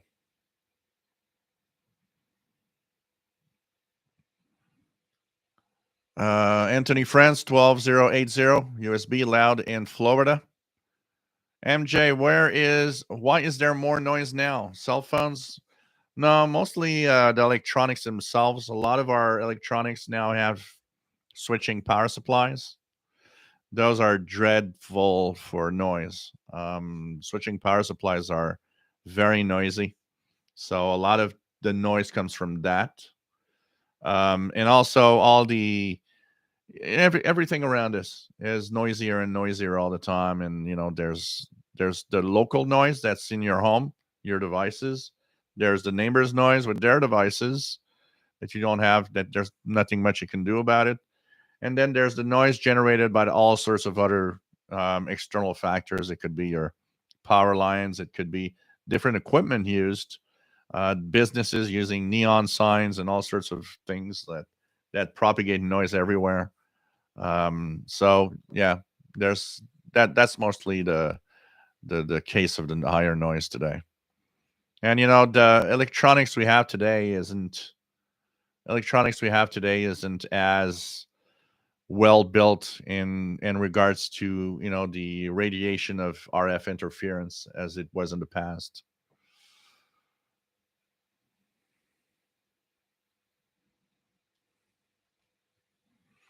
WF7i Homebrew. I've actually never really run an amplifier in the 37 years I've been a ham. Antennas and operating skills got me plenty of DX.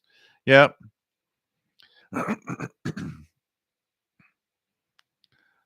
There's a lot of stations that rely too much on their kilowatts.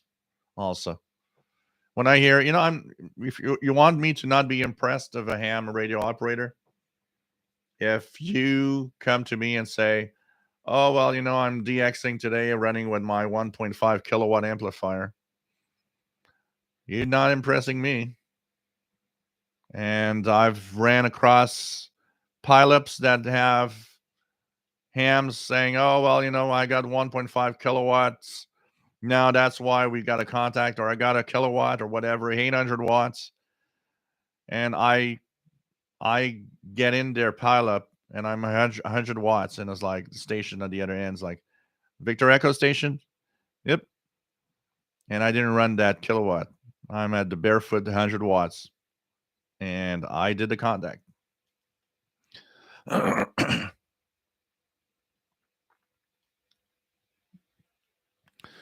Matt says, I don't know how many bot stations are working FT8. I know it's possible, but I think the actual number of stations operating that way is few. Yeah, I don't think personally there's a lot of them too. There could be, that's for sure. There could be, that's for sure. But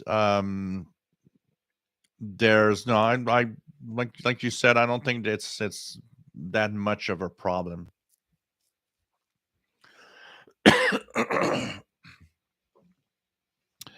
I would have to look it up, but the furthest distance I worked on FT8 is something like 14,000 or 15,000 kilometers. It's somewhere in there.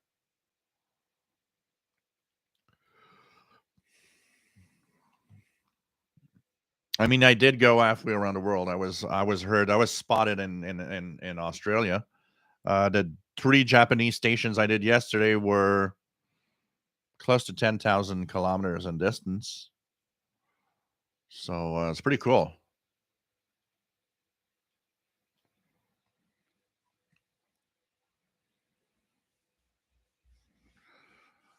You should have more than that. I don't know the UK rules. I don't know what's the UK rules for the power on the different licenses.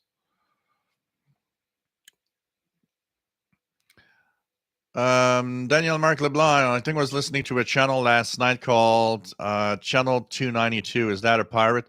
No, it's an actual broadcaster. Channel 292 is an actual broadcaster from Germany. They have all sorts of different. Well,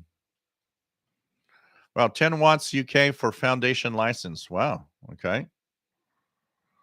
Mountain Meddling. Nice to have you here from Pennsylvania. David says, totally right, Joe. I'll definitely give the CISB even more of a try for DX. And like you say, with patience. Actually, not long ago, I achieved a parks on the air, park to park with the US. So yes, it's possible. Yeah, it's mostly, it's mostly a question of just make sure you're on the right band with the right conditions, and anything's possible. Anything's possible. I mean, I got up to for the European part, I got up to like Romania, and I got a couple of Russians. I've got Romania. I've got Bulgaria. I have several Bulgaria on SSB. I've got and a lot of them giving me really good reports too. So it's like it's really a question of taking the time and trying. Like I said, often sometimes we often um, kind of belittle ourselves when we should not. And I think that's one way some ham stations sometimes do it, thinking they're not you know good enough or installed. It's just like me and my that V antenna in my backyard. It's like you're gonna have people saying, well, that can't be really working that well. Well, SSB contacts across Europe and across North South America, and you know what? You'd be surprised of what a little something can do sometimes. Mick, yeah, you don't need a lot of power. 10 watts will good conditions. 10 watts will get you Australia from the UK. Definitely. I mean, 40 watts bought me Australia and 3 Japanese and all of that. So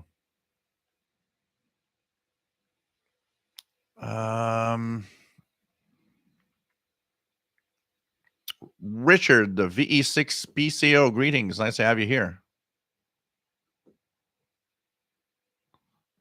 Matt says, I think I accidentally once said I was running bareback when I meant barefoot.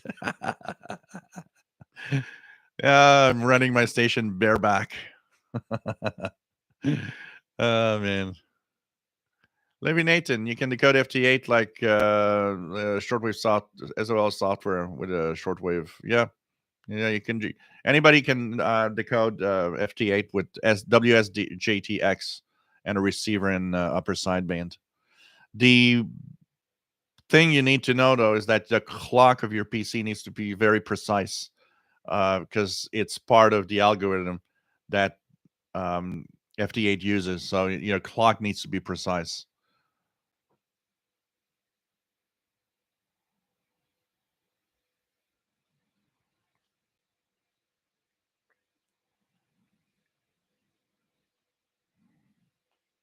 No problem, Robert Cross. To Rook Tim, back in the code tapping days, you could do East Coast US to New Zealand with 5 watts. And it's still done today.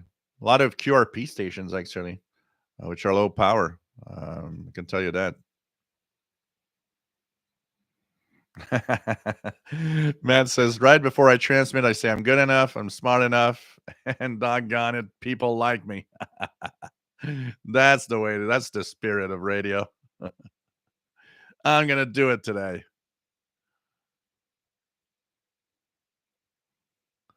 Robert Cross listening to China on his 1974 Grundig radio. Cool. Glenn, my backyard is fairly narrow and I have power line at the edge of the backyard. Can I still run a long wire even though I'm close to the power lines? Yeah, you can still. Don't put the long wire on the power line pole for electricity though. But yeah, you can try it. The power lines depends on the power line and how well it's maintained. Some will give you noise, some not. The best is to try it. If you can try it in like an angle in reference to the power line, sometimes it can maybe help kind of null out a little bit of the noise. But try it. You got nothing to lose, anyways. Um, mm, mm, mm, mm. Danielle says Amazon Canada now carrying the famous Ethon satellite AM FM HD radio for $929. Did they fix the issues? They fixed HD freezing, and that's about it. The rest is still a problem. It's man, that thing is not worth $1,000. I can tell you that. I can tell you that. So, hey guys, been on for 3 hours and 30 minutes. It was a lot of fun to be here. Hope you enjoyed the show today. I have quite a few things to do, including finishing the editing of the International Radio Report to put it up at the CKUT computer later on. So, I'm going to order some pizza and we're going to come back next Saturday. Hope you enjoyed the show today. Thanks for the tip. And always nice to have all